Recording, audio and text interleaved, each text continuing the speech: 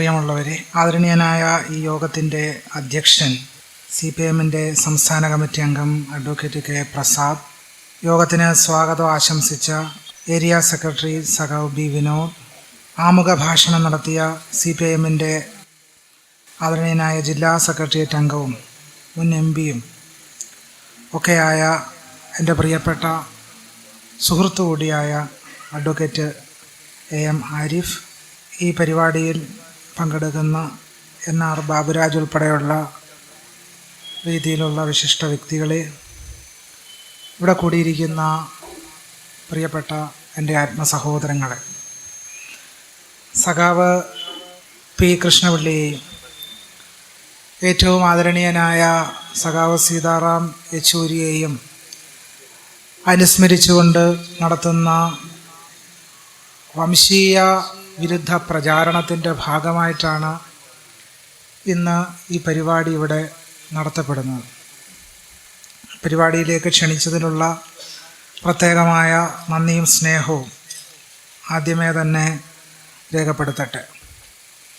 ഇന്നിവിടെ ചർച്ച ചെയ്യുന്ന വിഷയം വളരെ പ്രസക്തിയുള്ളത് എന്ന് മാത്രമല്ല, ഏത് പ്രത്യയശാസ്ത്രത്തെക്കുറിച്ചാണോ നാം ചർച്ച ചെയ്യാൻ ഉദ്ദേശിക്കുന്നത്, ആ പ്രത്യയശാസ്ത്രത്തിൻ്റെ പതാകവാഹകർ ഇന്ത്യ മഹാരാജ്യത്തെ ഭരിച്ചുകൊണ്ടിരിക്കുകയും കേരളത്തിൽ തന്നെ ഇപ്പോൾ പല പ്രദേശങ്ങളും പിടിച്ചടക്കുകയും നിയമസഭയിലേക്ക് തന്നെ അവരുടെ വംശീയ വിദ്വേഷ ഹസ്തങ്ങൾ കടന്നു കയറുകയും ചെയ്ത ഒരു കാലഘട്ടത്തിലാണ് കേരളം അതിൻ്റെ സമകാലീന ജീവിതം നയിക്കുന്നത് എന്നുള്ളത് നിസ്സാരമായി കാണേണ്ട ഒരു കാര്യമല്ല എന്നുള്ളതാണ്. പൊതുവെ RSSനെ സംബന്ധിച്ച് ചർച്ച ചെയ്യുന്ന ഒരു കാര്യം കേവലം സംഘടനാപരമായി അതിൻ്റെ ഉത്ഭവവും കാര്യങ്ങളുമൊക്കെ ചർച്ച ചെയ്യുകയും അതിൻ്റെ പ്രത്യയശാസ്ത്രവും അതിൻ്റെ ആന്തരികമായ അകക്കാമ്പും എന്തൊക്കെ തരത്തിലുള്ള ലക്ഷ്യങ്ങളാണ് സംവഹിക്കുന്നത് എന്ന് ആഴത്തിൽ പരിശോധിക്കാതെ നമുക്ക് കടന്നു പോകാൻ കഴിയില്ല. കേവലമായി ഒരു രാഷ്ട്രീയ സംഘടനയുടെ ഉൽപ്പത്തിയോ വികാസമോ ചർച്ച ചെയ്ത് ഒരു രാഷ്ട്രീയ സംഘാടനത്തിൻ്റെ പോരായി മാത്രം നമുക്കിതിനെ കാണാൻ കഴിയില്ല. തീർച്ചയായിട്ടും ആ ഒരു പോരാട്ടത്തിനും വലിയ പ്രസക്തി ഉണ്ട് എന്നുള്ള കാര്യം തർക്കമറ്റ വസ്തുതയാണ്. അതിരിക്കെ തന്നെ എന്താണ് RSS, എന്താണ് സംഘപരിവാരം, എന്താണ് അത് ലക്ഷ്യമിട്ടത്? നമ്മൾ പറയുന്നത് പോലെ ഒരു ചെടി ഇങ്ങനെ വളർന്ന് വികസിച്ച് വരുന്നത് പോലെ ആണ് യഥാർത്ഥത്തിൽ RSS വളർന്ന് വികസിച്ചത് എന്ന് പറഞ്ഞാൽ അത്ഭുതത്തിന് അവകാശമില്ല. ആ രീതിയിലാണ് അതിൻ്റെ വളർച്ച നമ്മൾ കാണുക. ഹർതോഷ് സിംഗ് ബാൽ, അദ്ദേഹത്തിൻ്റെ ഇൻസ്റ്റിഗേറ്റർ എന്ന് പറയുന്ന വളരെ വിഖ്യാതമായ ഒരു പഠനമുണ്ട്. ആ പഠനത്തിലൂടെ നമ്മൾ കടന്നു പോകുമ്പോൾ വളരെ ഭീതിതമായ ചില കാര്യങ്ങൾ നമ്മുടെ ഓർമ്മയിലേക്ക് എത്തുകയും നമ്മൾ ആകെ അസ്വസ്ഥരാകുകയും ചെയ്യും, ജനാധിപത്യവാദികളാണെങ്കിൽ. 2008 ഇന്ത്യയുടെ പ്രധാനമന്ത്രി അന്നത്തെ നരേന്ദ്രമോദി 2008 ജ്യോതിപുഞ്ച് എന്ന് പറയുന്ന രീതിയിൽ ടൈറ്റിലോടുകൂടി ഒരു പുസ്തകം പ്രസിദ്ധീകരിച്ചു. മലയാളത്തിൽ പ്രകാശകിരണങ്ങൾ എന്നാണ് ജ്യോതിപുഞ്ച് എന്ന വാക്കിൻ്റെ അർത്ഥം.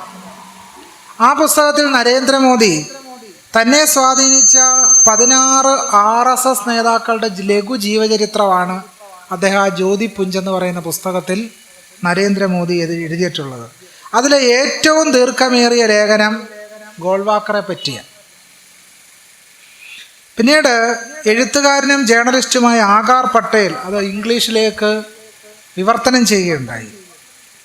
അതിലെ ഈ പുസ്തകത്തിൽ, ഈ ജ്യോതിപുഞ്ച് എന്ന് പറയുന്ന പുസ്തകത്തിൽ ഗോൾവാക്കറെ നരേന്ദ്രമോദി സ്ഥാനപ്പെടുത്തുന്നത് ബുദ്ധനുമായും മറാത്ത രാജാവായ ശിവജിയുമായിട്ടാണ്. നോക്കൂ, ബുദ്ധനുമായിട്ടാണ് ഗോൾവാക്കറെ സ്ഥാനപ്പെടുത്തുന്നത്. അതിൻ്റെ പ്രശ്നം നമുക്ക് കൂടുതൽ ഈ സംഭാഷണം മുന്നോട്ട് പോകുമ്പോൾ നമുക്കതിൻ്റെ കൂടുതൽ പ്രശ്നം മനസ്സിലാവും. ആ ലേഖനം മോഡി അവസാനിപ്പിക്കുന്നത് ഇങ്ങനെയാണ്: ഗുരുജിയുടെ ജീവിതം വിലയിരുത്തുന്നതിനോ മനസ്സിലാക്കുന്നതിനോ നമ്മളാരും ശേഷിയുള്ളവരല്ല. ഇത് അദ്ദേഹത്തിൻ്റെ ജീവിതത്തിലെ മനോഹര കാലങ്ങളെ പുനരാഖ്യാനിക്കാനുള്ള വിനീതമായ ശ്രമമാണ് എന്ന് പറഞ്ഞുകൊണ്ടാണ് ഗോൾവാക്കറെ പറ്റിയുള്ള ആ ഭാഗം അവസാനിക്കുന്നത്. എന്താണ് ഗോൾവാക്കർ പറഞ്ഞത് എന്ന് നമുക്ക് വിശദമായിട്ട് മനസ്സിലാക്കാം. ചരിത്രകാരനും എഴുത്തുകാരനുമായ രാമചന്ദ്ര ഗുഹ നരേന്ദ്രമോദി സ്ഥാനപ്പെടുത്തിയ ഗുരുജിയെപ്പറ്റി രാമചന്ദ്ര ഗുഹ പറഞ്ഞത് ഗുരു ഓഫ് ഹെയ്റ്റ്, വെറുപ്പിൻ്റെ ആചാര്യൻ എന്നാണ് രാമചന്ദ്ര ഗുഹ ഗോൾവാക്കറെ പറ്റി പറഞ്ഞത്. ഗോൾവാക്കറുടെ സിദ്ധാന്തങ്ങളെ സംബന്ധിച്ച് എഴുതിയ വിഖ്യാതരായ പണ്ഡിതൻ ജ്യോതിർമയ ശർമ്മ അദ്ദേഹത്തിൻ്റെ പുസ്തകത്തിന്, ഗോൾവാക്കറുടെ സിദ്ധാന്തങ്ങളെ പറ്റി എഴുതിയ തൻ്റെ പുസ്തകത്തിന് ജ്യോതിർമയ ശർമ്മ കൊടുത്ത ടൈറ്റിൽ ടെറിഫയിങ് വിഷൻ, ഭീതിതമായ കാഴ്ചപ്പാടെന്ന പുസ്തകത്തിന് കൊടുത്ത ടൈറ്റിൽ. ഭീതിതമായ കാഴ്ചപ്പാട്, പേടിപ്പിക്കുന്ന കാഴ്ചപ്പാട്. അപ്പം എന്താണ് ഇതിൽ നിന്നുമൊക്കെ നമുക്ക് മനസ്സിലാകുന്നത്? ജ്യോതിർമയ ശർമ്മയും രാമചന്ദ്ര ഗുഹയൊക്കെ വിശേഷിപ്പിക്കുന്ന വെറുപ്പിൻ്റെ ഗുരു, ഭീതിതമായ കാഴ്ചപ്പാട് എന്തൊക്കെയായിരുന്നു എന്ന് നമുക്ക് അന്വേഷിക്കേണ്ടി വരും. 1925 ഒരു വിജയദശമി ദിവസം RSS സ്ഥാപിതമാവുന്നു എന്നുള്ള കാര്യം നമുക്കെല്ലാവർക്കും അറിയാം. RSS രൂപീകരിച്ചതിൻ്റെ 12ാമത്തെ ദിവസം മഹാനായ നാരായണ ഗുരുസ്വാമികൾ CV കുഞ്ഞിരാമനുമായിട്ടുള്ള സംഭാഷണത്തിൽ പറയുകയുണ്ടായി. RSS ഉണ്ടായതിൻ്റെ 12ാമത്തെ ദിവസം നാരായണ ഗുരു പറയുകയാണ്, ഹിന്ദുമതം എന്നൊരു മതമേ ഇല്ലല്ലോ, ഹിന്ദുമതം എന്നൊരു മതമേ ഇല്ലല്ലോ. ഇത് ഗുരു പറയുന്നത് സവിശേഷമായൊരു സാഹചര്യത്തില്ല. ഗുരു ഇത് പറയുന്നത് RSS രൂപീകരിച്ചതിൻ്റെ 12ാമത്തെ ദിവസമാണ് ഗുരു ഇത് പറഞ്ഞു വെക്കുന്നത്. അതിന് സവിശേഷമായ ഒരു രാഷ്ട്രീയ സാഹചര്യമുണ്ട്. ആ രാഷ്ട്രീയ സാഹചര്യത്തെ കൂടി പരിഗണിക്കുമ്പോഴാണ് ഈ സംവാദം കൂടുതൽ പ്രസക്തമാകുക. ശശി തരൂർ അദ്ദേഹത്തിൻ്റെ the Hindu way an introduction to Hinduism എന്ന് പറയുന്ന പുസ്തകത്തിൽ ഹിന്ദു മതത്തെ നിർവചിക്കുന്നുണ്ട്. അദ്ദേഹം പറയും, ഹിന്ദു എന്ന സംജ്ഞ തന്നെ ഒരു കൂട്ടം ദൈവശാസ്ത്രപരമായ വിശ്വാസങ്ങൾക്കപ്പുറത്തോ ഇപ്പുറത്തോ ആയ ഒന്നിനെയാണ് ദ്യോതിപ്പിക്കുന്നത്. ഫ്രഞ്ചും പേർഷ്യനും ഉൾപ്പെടെയുള്ള അനവധി ഭാഷകളിലും ഇന്ത്യൻ എന്നതിനുള്ള തത്തുല്യ വാക്ക് ഹിന്ദു എന്നാണ്. സിന്ധു നദിക്കിപ്പുറമുള്ള ജനങ്ങളെയാണ് ഹിന്ദു എന്ന വാക്ക് അടിസ്ഥാനപരമായി ഉദ്ദേശിക്കുന്നത്. പക്ഷേ സിന്ധു നദി ഇപ്പോൾ ഇസ്ലാമിക പാകിസ്ഥാനിലാണ്. കൂടാതെ ഇന്ത്യക്കാർക്ക് സ്വയം നിർവചിക്കുവാനുള്ള പേരായി ഹിന്ദു എന്ന വാക്ക് വിദേശീയർ നൽകുന്നതുവരെ ഇന്ത്യൻ ഭാഷകളിലൊന്നും ഹിന്ദു എന്ന വാക്ക് ഉണ്ടായിരുന്നില്ല. മറ്റു തരത്തിൽ പറഞ്ഞാൽ തങ്ങൾ സ്വന്തമായൊരു ഭാഷയിലും നിർമ്മിച്ചെടുക്കാത്തതും എന്നാൽ മറ്റുള്ളവർ തങ്ങളെ വിളിച്ചു തുടങ്ങിയപ്പോൾ സന്തോഷപൂർവ്വം സ്വീകരിച്ചതുമായ പേര് ചൊല്ലിയാണ് ഹിന്ദുക്കൾ സ്വയം അഭിസംബോധന ചെയ്യുന്നത് എന്ന് ശശി തരൂർ സൂചിപ്പിക്കുന്നുണ്ട്. ഞാനിത് പറയാൻ കാരണം, എന്തിനാണ് RSSനെ സംബന്ധിച്ച് ചർച്ച ചെയ്യുമ്പോൾ ഹിന്ദുയിസത്തെ സംബന്ധിച്ച് ചർച്ച ചെയ്യേണ്ടി വരുന്നത് എന്തുകൊണ്ടാണ് എന്നുള്ളതാണ് ചോദ്യം. ഇപ്പം ചില ആളുകൾ പറയും, ഞാൻ ഇത്തരം കാര്യങ്ങൾ നിരന്തരം വിമർശിക്കുന്നത് കൊണ്ട് ചില ആളുകൾ സൂചിപ്പിക്കുന്നത്, സാറ് വേണ്ടത്ര അളവിൽ മുസ്ലിങ്ങളെ വിമർശിക്കാറില്ല, വേണ്ടത്ര അളവിൽ ക്രിസ്ത്യാനികളെ വിമർശിക്കാറില്ല. ഈ തത്തുല്യ സിദ്ധാന്തമാണല്ലോ, സമസിദ്ധാന്തമാണ്. അപ്പം നമ്മൾ RSSനെയോ ഹിന്ദുയിസത്തെയോ ജാതി വ്യവസ്ഥയോ വർണ്ണാശ്രമത്തെയോ വിമർശിക്കുകയാണെങ്കിൽ എന്ത് വേണം? തത്തുല്യ അളവിൽ ഖുറാനെയും തത്തുല്യ അളവിൽ ബൈബിളിനെ വിമർശിച്ചാൽ മാത്രമേ ഇതിനെ വിമർശിക്കാൻ പറ്റൂ. വല്ലാത്ത സിദ്ധാന്തങ്ങളാണ്. ആ സിദ്ധാന്തത്തിലേക്ക് പിന്നീട് വരാം. ഞാൻ പറഞ്ഞു വരുന്നത്, ആളുകളെല്ലാം വിശ്വസിച്ച് വരുന്ന ഹിന്ദു എന്ന പൊതു സംജ്ഞ പോലും ഒരു കൊളോണിയൽ നിർമ്മിതിയാണ് എന്നാണ് പറഞ്ഞു വരുന്നത്. ഒരു കൊളോണിയൽ നിർമ്മിതിയാണ് ഹിന്ദു എന്ന് പറയുന്ന ഐഡന്റിറ്റി പോലും. അങ്ങനെ ഐഡന്റിറ്റി ഇന്ത്യയിൽ പോലും ഉണ്ടായിരുന്നില്ല. റൊമില താപ്പർ പറയുന്നുണ്ട്, വിക്രമാദിത്യ രാജാവിൻ്റെ സദസ്സിൽ ചെന്ന് നിന്നിട്ട് താങ്കൾ ഒരു ഹിന്ദുവാണെന്ന് പറഞ്ഞാൽ വിക്രമാദിത്യന് അത് മനസ്സിലാകുമായിരുന്നില്ല എന്ന് റൊമില താപ്പർ, ചരിത്ര പണ്ഡിതയായ റൊമില താപ്പർ രേഖപ്പെടുത്തുന്നുണ്ട്. കാരണം അന്ന് ഹിന്ദു ഇല്ല. അന്ന് ശൈവരും വൈഷ്ണവരും ശാക്തേയരും സാംഖ്യരും കാപാലികന്മാരും കാലമുഖന്മാരും ഒക്കെ ആയിട്ട് പല സൈസിലാണ് വിശ്വാസ പാരമ്പര്യം ഇങ്ങനെ കിടക്കുന്നത്. 16-ാം നൂറ്റാണ്ടിലെ കാലമുഖന്മാരോട് ചെന്നിട്ട് താങ്കൾ ഹിന്ദു അല്ലേന്ന് ചോദിച്ചാൽ അവർ നിങ്ങളെ പുച്ഛിക്കും. കാരണം അവർക്ക് ഹിന്ദു എന്ന് പറയുന്ന മതത്തെ പറ്റി ഒന്നും അറിഞ്ഞുകൂടാ. വൈഷ്ണവർക്കിടയിൽ തന്നെ തെങ്കലകളെന്നും വടകലകളെന്നും വ്യത്യസ്ത വിഭാഗങ്ങളാണ് ഉണ്ടായിരുന്നത്. അവർ തമ്മിൽ കൂട്ടയടിയ. ഇപ്പോഴും ഊറ്റേ ഹസ്കൺ ഒരു പുസ്തകം തന്നെ കേട്ടിട്ടുണ്ട്. ഓൺ വൈഷ്ണവിസം എന്നാണ് ആ പ്രബന്ധത്തിന്റെ പേര്. വൈഷ്ണവന്മാർ തമ്മിലുള്ള കലഹത്തെ പറ്റിയാണ് ഊറ്റേ ഹസ്കൺ അവരുടെ ഓൺ വൈഷ്ണവിസം എന്ന് പറഞ്ഞ പ്രബന്ധത്തിൽ എഴുതിയിരിക്കുന്നത്. ഇങ്ങനെയാണ്. അപ്പം ഹിന്ദു എന്ന് പറയുന്ന ഒരു പ്രയോഗം പോലും വളരെ പിൽക്കാലത്ത് ഉണ്ടായി വരുന്ന ഒന്നാണ് എന്നുള്ളത് നമുക്ക് ചരിത്രം പരിശോധിക്കുമ്പോൾ നമുക്ക് ബോധ്യപ്പെടുന്ന ഒരു കാര്യം. അത് വളരെ മുമ്പ് പ്രാചീനമായ ഒരു കാലഘട്ടത്തിൽ ഉണ്ടായിരുന്ന ഒന്നല്ല എന്ന് വിവിധങ്ങളായ ചരിത്രരേഖകളൊക്കെ തന്നെ പരിശോധിക്കുമ്പോൾ നമുക്ക് ബോധ്യപ്പെടും. അതവിടെ ഇരിക്കട്ടെ. പറഞ്ഞു വരുന്നത് RSS 1925 രൂപീകൃതമാവുന്നതിന് മുമ്പ് തന്നെ അത് വളരുന്നതിനും വികസിക്കുന്നതിനുമുള്ള ഒരാശയ അടിത്തറ ഇന്ത്യയിൽ ഉണ്ടായിരുന്നു എന്നുള്ളതാണ് പറഞ്ഞു വരുന്നത്. ഇത് മനസ്സിലാക്കാതെ ഈ പ്രശ്നത്തിലേക്ക്, ഈ കാമ്പിലേക്ക് കടക്കാതെ RSSനെ കേവലമായി ഒരു രാഷ്ട്രീയ സംഘടന എന്ന നിലയ്ക്ക് മാത്രം മനസ്സിലാക്കിയാൽ ഈ പ്രശ്നബാധിത മേഖലയിലേക്ക് നമുക്ക് കടക്കാൻ കഴിയും. 1921 ഹിന്ദു മഹാസഭ രൂപീകൃതമാകുന്നത്. അതിനു മുമ്പ് തന്നെ 1915 അഖിലേന്ത്യാ ഹിന്ദു മഹാസഭ നിലവിൽ വന്നിരുന്നു. 1915. 1921 ഹിന്ദു മഹാസഭ. 2002 പുറത്തിറങ്ങിയ RSSന്റെ വിധിയുമായുള്ള സമാഗമം എന്ന പുസ്തകത്തിൽ രാഷ്ട്രീയ വൈജ്ഞാനികനായ പ്ലാളയ് കനുൻഗോ ചൂണ്ടിക്കാണിക്കുന്നത് 1923 ഹിന്ദു മഹാസഭയുടെ വാരാണസി സമ്മേളനം പ്രമുഖ കോൺഗ്രസ് നേതാക്കളടക്കമുള്ള വിവിധ ഹിന്ദു സമൂഹത്തിലെ നേതൃത്വത്തെ ഒന്നാകെ ഒറ്റ വേദിയിൽ അണിനിരത്തിയെന്നാണ് കനുൻഗോ അദ്ദേഹത്തിൻ്റെ ഈ പ്രബന്ധത്തിൽ സൂചിപ്പിക്കുന്നത്. അന്ന് ഒരേ സമയത്ത് ഹിന്ദു മഹാസഭയിലും ഉള്ള ആളുകളുണ്ടായിരുന്നു, കോൺഗ്രസിലും അംഗമായിട്ടുള്ള ആളുകളുണ്ടായിരുന്നു. പണ്ഡിത് മദൻ മോഹൻ മാളവ്യ അദ്ദേഹം ഹിന്ദു മഹാസഭയുടെ അധ്യക്ഷനായിരുന്നു, ആചാര്യനായിരുന്നു, കോൺഗ്രസിലും അംഗമായിരുന്നു. ഈ നിലക്കായിരുന്നു അന്നത്തെ ചില പ്രവർത്തനങ്ങൾ. അന്ന് ഈ പറഞ്ഞ 1923 RSS ഉണ്ടാകുന്നതിന് മുമ്പുള്ള കാര്യമാണ് പറയുന്നത്. 1923 സമ്മേളനത്തെ അഭിസംബോധന ചെയ്തുകൊണ്ട് ഹിന്ദു മഹാസഭയുടെ അധ്യക്ഷനായ മദൻ മോഹൻ മാളവ്യ പറഞ്ഞു, ഒന്ന് വായിക്കാം. അദ്ദേഹം പറഞ്ഞത് ഇങ്ങനെയാണ്: മുഹമ്മദീയരുടെ ഇടയിലെ തെമ്മാടിക്കൂട്ടങ്ങൾക്ക് സൗകര്യമായി ഹിന്ദുക്കളെ കൊള്ളയടിക്കാനും അപമാനിക്കാനും കഴിയുമെന്നുള്ള വിചാരമില്ലാതാക്കാൻ സ്വയം ഹിന്ദുക്കൾ ശാക്തീകരിക്കണം. ഹിന്ദുക്കൾ എന്തിനാ ശാക്തീകരിക്കുന്നത്? മുഹമ്മദീയരുടെ ഇടയിലെ തെമ്മാടിക്കൂട്ടങ്ങൾക്ക് സൗകര്യമായി ഹിന്ദുക്കളെ കൊള്ളയടിക്കാനും അപമാനിക്കാനും കഴിയുമെന്നുള്ള വിചാരമില്ലാതാക്കാൻ സ്വയം ഹിന്ദുക്കൾ ശാക്തീകരിക്കണം. 1923 ഇദ്ദേഹം ഇത് പറഞ്ഞത്.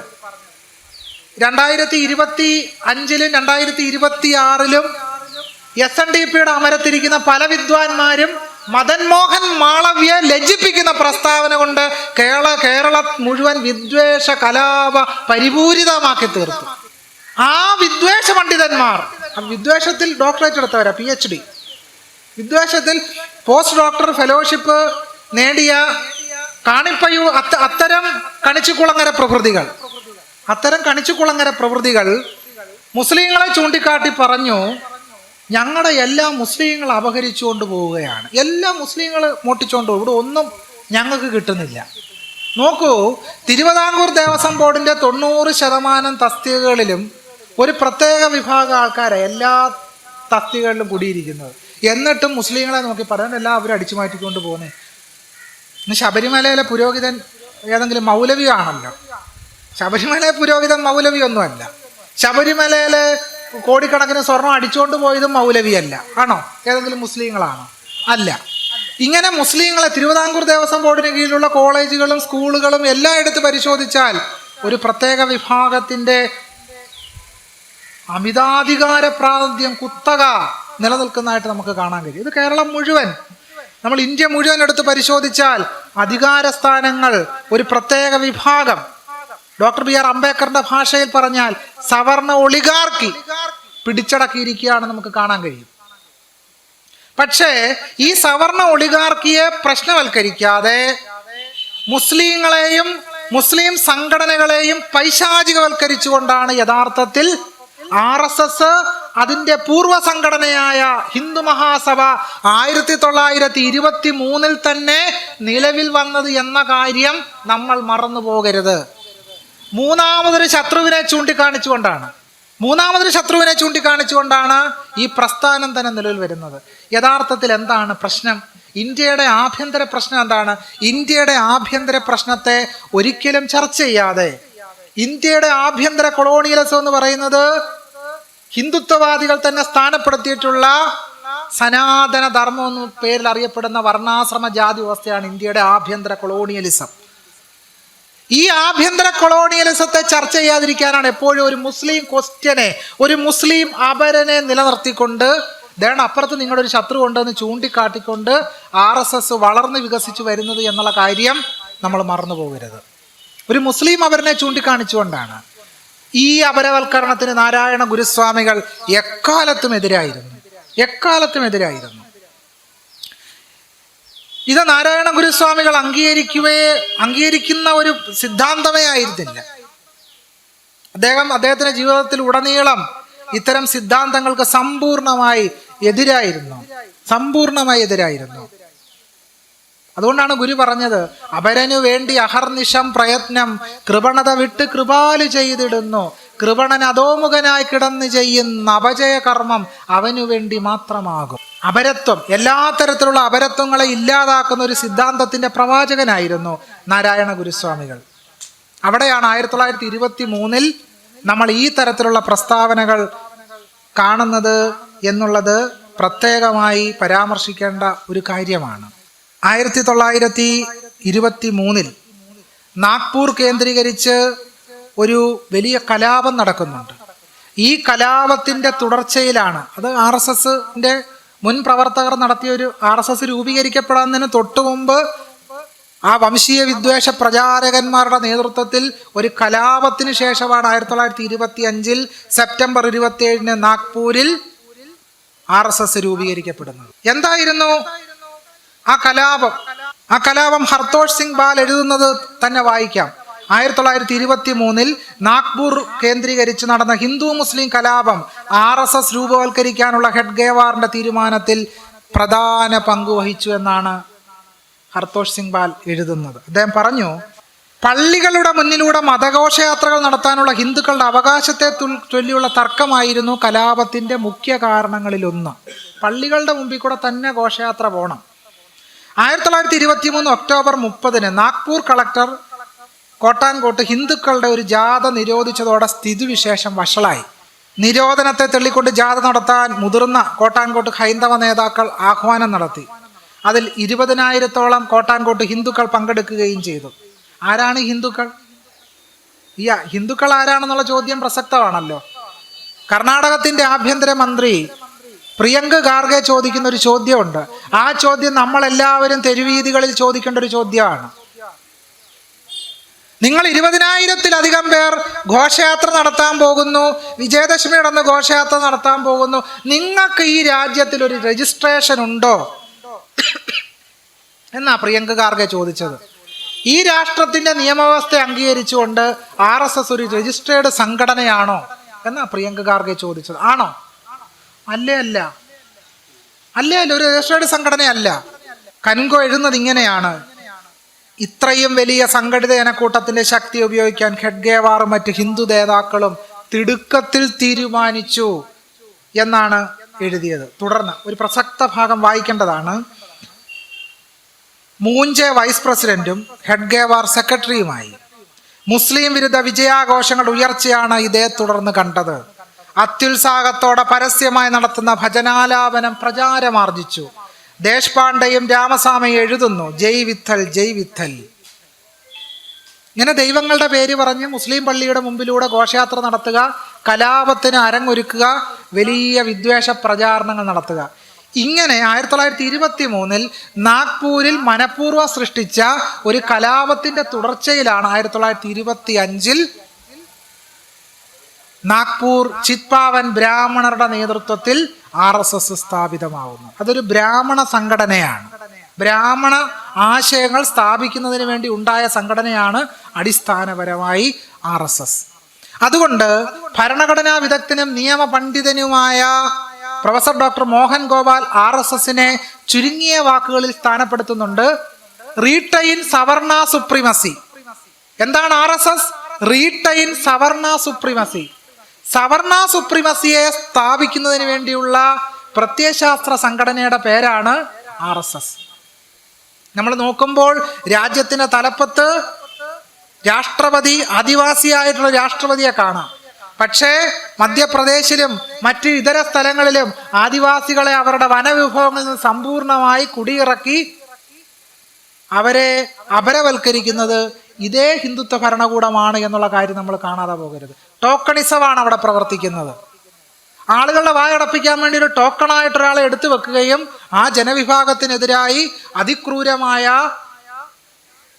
ഒഴിവാക്കൽ ഹിംസ, പുറന്തള്ളൽ ഹിംസ നടത്തുകയും ചെയ്യുന്നു എന്നുള്ളതാണ്. 1925 ഉദ്ഘാടന യോഗത്തിൽ പങ്കെടുത്തവരുടെ പേരുകൾ നമ്മളൊന്ന് ശ്രദ്ധിക്കേണ്ടതായിട്ടുണ്ട്. ഹെഡ്ഗേവാർ, മൂഞ്ചെ, VD സവർക്കറുടെ സഹോദരൻ ഗണേഷ് ദാമോദർ സവർക്കർ, LV പരാഞ്ച്പേ, BB ധോൽക്കർ, ഈ 5 പേർ ചേർന്നാണ് RSS ആരംഭിച്ചത്. ഇവർ 5 പേർ ചേർന്നാണ് ആരംഭിച്ചതെങ്കിലും മൂഞ്ചയും GD സവർക്കറുമാണ് അത് സ്ഥാപനവൽക്കരിക്കുന്നതിൽ മുഖ്യ പങ്ക് വഹിച്ചത് എന്നുള്ളത് നമ്മൾ വളരെ ആഴത്തിൽ ശ്രദ്ധിക്കേണ്ട ഒരു വിഷയമാണ്. 1920 25 ഒരു വലിയ യാത്രയുണ്ട്. അത് ഒറ്റയടിക്ക് 25 എത്തുകയല്ല. RSS രൂപീകരിക്കുന്നത് 25 ഒരു പ്രത്യേക സാഹചര്യത്തിൽ മാത്രമല്ല. 1920 തന്നെ ഒരു പ്രത്യേക രാഷ്ട്രീയ ലക്ഷ്യത്തോടു കൂടി ചില സംഘടനാ പ്രവർത്തനങ്ങൾ ഇത്തരം ആശയങ്ങൾ അടിസ്ഥാനത്തിൽ രൂപീകൃതമാകുന്നുണ്ട്. 1920 പരാഞ്ച്പേയും ഹെഡ്ഗേവാറും ചേർന്ന് 1000 പേരിലധികം വരുന്ന യൂണിഫോം ഒക്കെ ഇട്ട ഒരു വാളണ്ടിയർ സംഘം ഉണ്ടാക്കി. 1920 തന്നെ അതിൻ്റെ പേരാണ് ഭാരത് സ്വയം സേവക് മണ്ഡൽ. 1920 ഉണ്ടാക്കിയ സംഘടനയുടെ പേരെന്താണ്? ഭാരത് സ്വയം സേവക് മണ്ഡൽ. അപ്പോൾ 2020 ഇത് നടക്കുന്നു. 25 അത് രാഷ്ട്രീയ രൂപം പ്രാപിക്കുന്നു എന്നുള്ളത് നാം ആഴത്തിൽ പരിശോധിക്കേണ്ട ചില കാര്യങ്ങളാണ്. ഇനി അതിൻ്റെ പ്രത്യയശാസ്ത്രപരമായ ചില വിവക്ഷകളിലേക്ക് കൂടി കടന്നു പോകുമ്പോൾ ഈ സംഘടനയുടെ വളർച്ച ഏതർത്ഥത്തിലാണ് നമുക്ക് ബോധ്യപ്പെടുകയുള്ളൂ. MS ഗോൾവാക്കർ അദ്ദേഹത്തിൻ്റെ we or our nation defined എന്ന് പറയുന്ന പുസ്തകത്തിൽ പറയും, ഹിന്ദുസ്ഥാനിൽ ഹിന്ദുക്കളുടെ നാട് ജീവിക്കുകയും ഹിന്ദു രാഷ്ട്രം വളരുകയും വേണം. മറ്റുള്ളവരെയെല്ലാം ഹിന്ദു ദേശീയതയെ ഒറ്റുകൊടുക്കുന്നവരും ശത്രുക്കളുമാണ്. ഹിന്ദുസ്ഥാനിലുള്ള വിദേശ ഗോത്രങ്ങൾ ഹിന്ദു ഗോത്രത്തിൽ ലയിക്കാനായി അവരുടെ നിലനിൽപ്പില്ലാതാക്കുകയോ അല്ലെങ്കിൽ ഒന്നും ആവശ്യപ്പെടാതെ പ്രത്യേക അവകാശങ്ങളൊന്നുമില്ലാത്ത പൗരാവകാശം പോലും നിഷേധിക്കപ്പെട്ട രീതിയിൽ ഹിന്ദു രാഷ്ട്രത്തിൻ്റെ ആശ്രിതരായി കഴിയുകയോ വേണം. ഇത് ഗോൾവാക്കർ എഴുതിയതാണ്. ഗോൾവാക്കർ എഴുതിയതാണ് ഇന്നിപ്പോൾ നരേന്ദ്രമോദിയുടെ നേതൃത്വത്തിൽ വളരെ വിപുലമായി നടത്തിക്കൊണ്ടിരുന്നത്. Golwalkar we or our nation ഡിഫൈൻഡിൽ എഴുതിയ ആശയമാണ് പൗരത്വ നിയമമായി ഇന്ത്യയിൽ നടപ്പിലാക്കിയത്. നമ്മൾ വിചാരിക്കും പൗരത്വ നിയമത്തിൽ മുസ്ലിങ്ങളെ മാത്രം ലക്ഷ്യമാക്കിയിട്ടുള്ള ഒന്നാണെന്ന്. അല്ല, ഇന്ത്യയിലെ ദളിതരെയും ഇന്ത്യയിലെ ആദിവാസികളെയും അതിപിന്നോക്കക്കാരായ മനുഷ്യരെയും കൂടി ലക്ഷ്യമിട്ടുകൊണ്ടാണ് പൗരത്വ നിയമം വന്നത്. ആ പൗരത്വ നിയമത്തിൻ്റെ തുടർച്ചയിലാണ് നമ്മൾ ഇന്ന് കാണുന്ന കേരളത്തിലെ ഇലക്ഷന് മുമ്പ് നടന്ന വളരെ വിപുലമായ വോട്ടർ പട്ടിക പരിഷ്കരണം എന്ന പേരിൽ നടമാടിയ പൗരത്വ പരിഷ്കരണം. ഇന്ത്യയിൽ അറിയപ്പെടുന്ന മാധ്യമ സ്ഥാപനത്തിൻ്റെ എഡിറ്ററായ രാജഗോപാലിനെ പോലെയുള്ള ആളുകൾ പോലും പുറത്തായി. ഒന്ന് ആലോചിച്ച് നോക്കൂ. അപ്പൊ സാധാരണക്കാരായ മനുഷ്യരുടെ അവസ്ഥ എന്താണ്? തങ്ങൾക്ക് വോട്ട് ചെയ്യാൻ സാധ്യതയുള്ള മനുഷ്യർ മാത്രം ജീവിക്കുന്ന ഒരു സ്റ്റേറ്റായി ഇന്ത്യ എന്ന് പറയുന്ന ദേശരാഷ്ട്രത്തെ മാറ്റിയെടുക്കുകയാണ്. ഇനി ഇതിൻ്റെ ക്രൗര്യം നമ്മൾ കാണണമെങ്കിൽ 1947 ഡിസംബറിൽ നടത്തിയ ഒരു പ്രഭാഷണത്തിൽ ഗോൾവാക്കർ പറയുന്നുണ്ട്, ഭൂമിയിലെ ഒരു ശക്തിക്കും മുസ്ലിങ്ങളെ ഹിന്ദുസ്ഥാനിൽ നിർത്താൻ കഴിയില്ല. അവർ ഈ നാട് വിട്ടു പോകണം. അവർ ഈ നാട് വിട്ടു പോകണം. എഴുതിയത് ആളുടെ പേരെന്താണ്? MS ഗോൾവാക്കർ.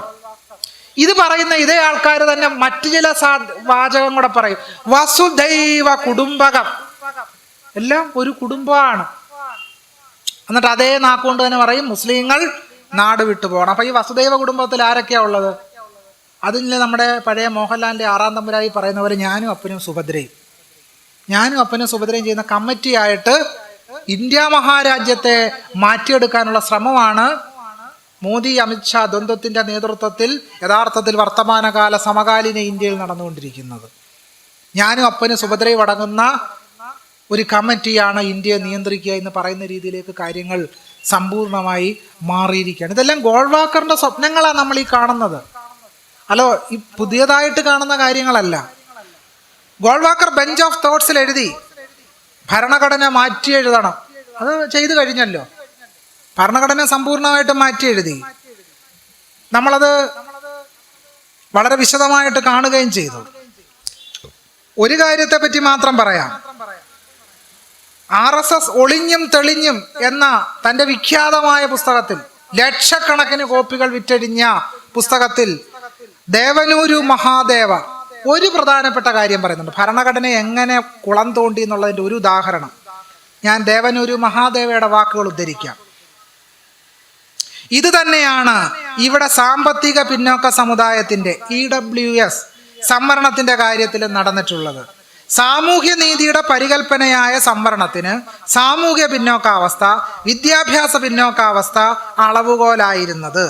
അതിലൊരു നീതി ഉണ്ടായിരുന്നു, ഒരു പെരുമാറ്റ ചട്ടമുണ്ടായിരുന്നു. ഈ സാഹചര്യത്തിൽ RSSന്റെ സന്താനമായ BJPയുടെ ഒറ്റയാൾ നേതൃത്വമായ പ്രധാനമന്ത്രി മോദി ഒറ്റയടിക്ക് EWSന് 10% സംവരണം ഏർപ്പെടുത്തി. ഇതുകൊണ്ട് മുൻകാല സംവരണ സങ്കല്പത്തിന്റെ നീതി തകർത്തു കളഞ്ഞു. അതിനേക്കാൾ അതിന്റെ സ്വഭാവശുദ്ധിയും നഷ്ടമായി. എന്റെ വാക്കുകളല്ല, കർണാടകത്തിൽ RSSനെതിരെ പോരാടുന്ന മഹാനായ ഒരാളാണ് ഇത് എഴുതിയിരിക്കുന്നത്, ദേവനൂരു മഹാദേവ. അദ്ദേഹത്തിന്റെ വാക്കുകൾ: EWS സംവരണം എന്ന വരം മനുസ്മൃതിയുടെ തത്വശാസ്ത്രത്തിന് അനുസൃതമാണ്. അതായത് ഉയർന്ന തലത്തിലുള്ളവർക്ക് കൂടുതൽ നൽകണമെന്ന നീതിക്ക് അനുപൂരകമാണത്. മനുസ്മൃതി നടപ്പാക്കാൻ പോകുന്ന ഇവർ ഭരണഘടനയുടെ ആശയങ്ങളുമായുള്ള ബന്ധം വേർപെടുത്തി കളഞ്ഞിരിക്കുന്നു. ഇതൊരു കാര്യം മാത്രമാണ്. EWS സംവരണത്തിലൂടെ എങ്ങനെയാണ് ഭരണഘടനയെ തകർത്തത് എന്നാണ് ദേവനൂരു മഹാദേവ അദ്ദേഹത്തിൻ്റെ RSS ഒളിഞ്ഞും തെളിഞ്ഞും എന്ന പ്രബന്ധത്തിൽ എഴുതിയിരിക്കുന്നത്. എന്ന് പറഞ്ഞാൽ EWS സംവരണം നടപ്പിലാക്കാൻ BJPക്കാർ തന്നെ വേണമെന്നില്ല. അതിവിപ്ലവകാരികളെ കൊണ്ടുപോലും ചിലപ്പോൾ EWS സംവരണം നടപ്പിലാക്കിയെടുക്കാൻ കഴിയും. കാരണം RSSന്റെ ഡീപ് സ്റ്റേറ്റ് എല്ലായിടത്തും പ്രവർത്തിച്ചു കൊണ്ടേയിരിക്കുന്നു എന്നുള്ളതാണ് ഏറ്റവും പ്രധാനപ്പെട്ട പ്രശ്നം. ഈ ഡീപ് സ്റ്റേറ്റിനെ ഒഴിവാക്കാതെ, ചിന്താപരമായ ഈ പരിവർത്തനം നടക്കാതെ ഒരു രക്ഷയുമില്ല. അതിനെപ്പറ്റി നാരായണ ഗുരുസ്വാമികളുടെ നേർശിഷ്യൻ സാക്ഷാൽ സഹോദരൻ അയ്യപ്പൻ പറയുന്നുണ്ട്. അംബേദ്കറുടെ അനുയായിയും പ്രധാനപ്പെട്ട നേതാവുമായിരുന്ന ഗെയ്ക്വാഡ് അദ്ദേഹത്തിന്റെ സംഘവും കൂടി സഹോദരൻ അയ്യപ്പനെ സഹോദര ഭവനിൽ സന്ദർശിച്ചു. സഹോദരനോട് ചോദിച്ചു, ജാതി വ്യവസ്ഥ ഇല്ലാതാക്കാൻ ചെയ്യേണ്ട ഏറ്റവും പ്രധാനപ്പെട്ട കാര്യം എന്താണ്?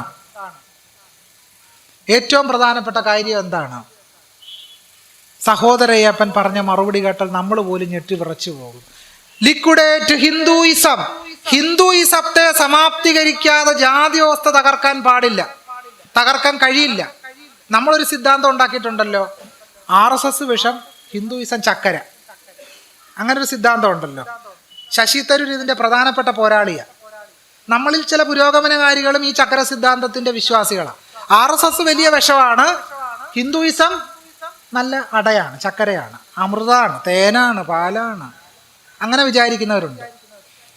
പക്ഷേ ഇതിന്റെ ഗ്രന്ഥപാഠങ്ങളിലേക്ക് കടക്കുമ്പോഴാണ് അതിൻ്റെ ഏറ്റവും വലിയ പ്രശ്നം, അതിൻ്റെ ഹിംസ, അതിൻ്റെ ആഴത്തിൽ നമുക്ക് തിരിച്ചറിയാൻ കഴിയുക.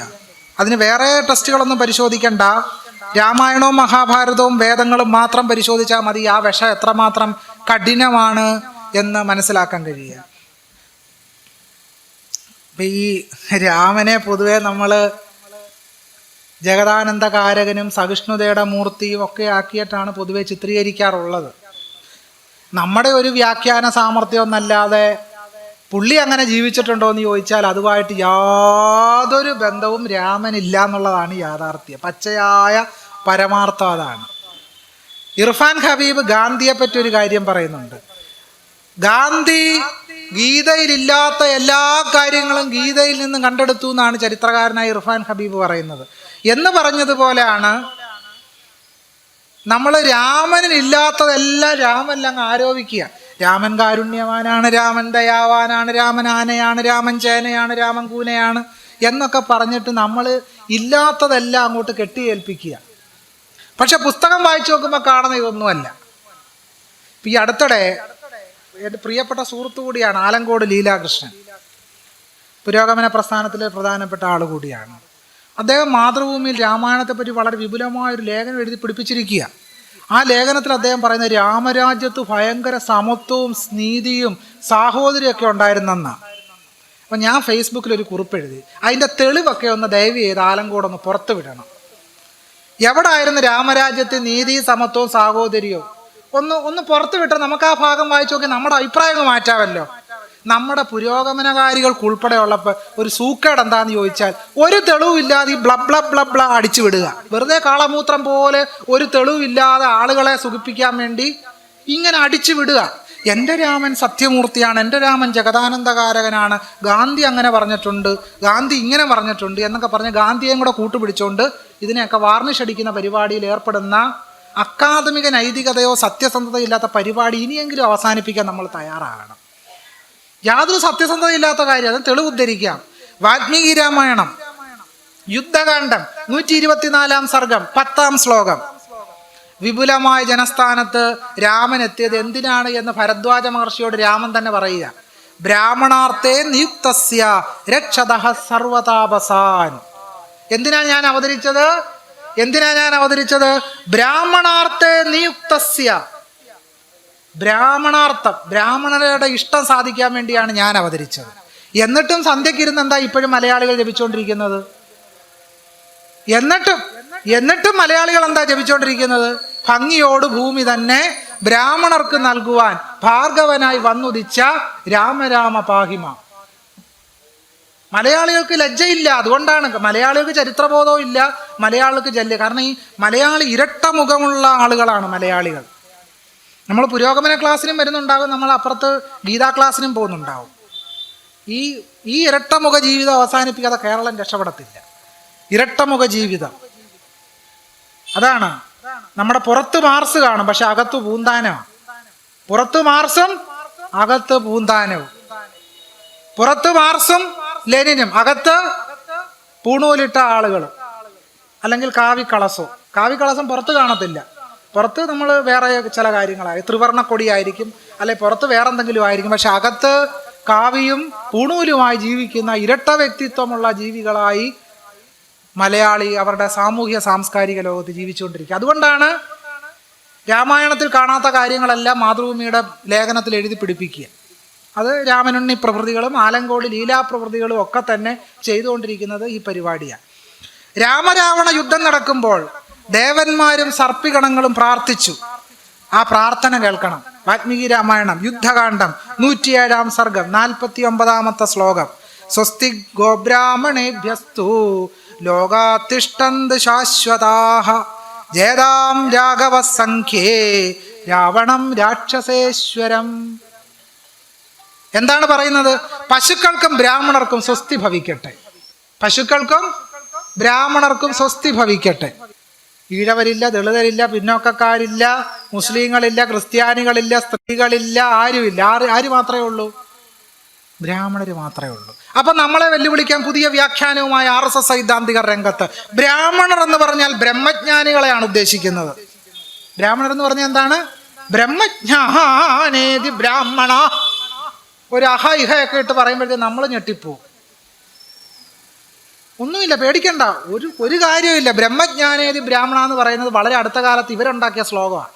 ആധികാരികമായ ഒരു ഗ്രന്ഥത്തിൽ ഇങ്ങനൊരു വാക്യം പോലും ഇല്ല. ബ്രഹ്മത്തിന് ശങ്കരാചാര്യർ ബൃഹദാരണ്യകോപനിഷത്തിലൊരു വ്യാഖ്യാനം കൊടുക്കുന്നുണ്ട്. എന്താണ് ബ്രഹ്മം, എന്താണ് ബ്രാഹ്മണൻ? ബൃഹദാരണ്യകോപനിഷത്തിന്റെ വ്യാഖ്യാനത്തിൽ ശങ്കരാചാര്യർ എഴുതുന്നു, ബ്രാഹ്മണ പുരുഷ സ്വരൂപ ഹേതുത്വാത് ബ്രഹ്മേത്യഭിധീയതേ. ബ്രാഹ്മണ പുരുഷന്റെ സ്വരൂപത്തെ എന്ത് വിളിക്കുന്നു? ബ്രഹ്മം എന്ന് വിളിക്കുന്നു.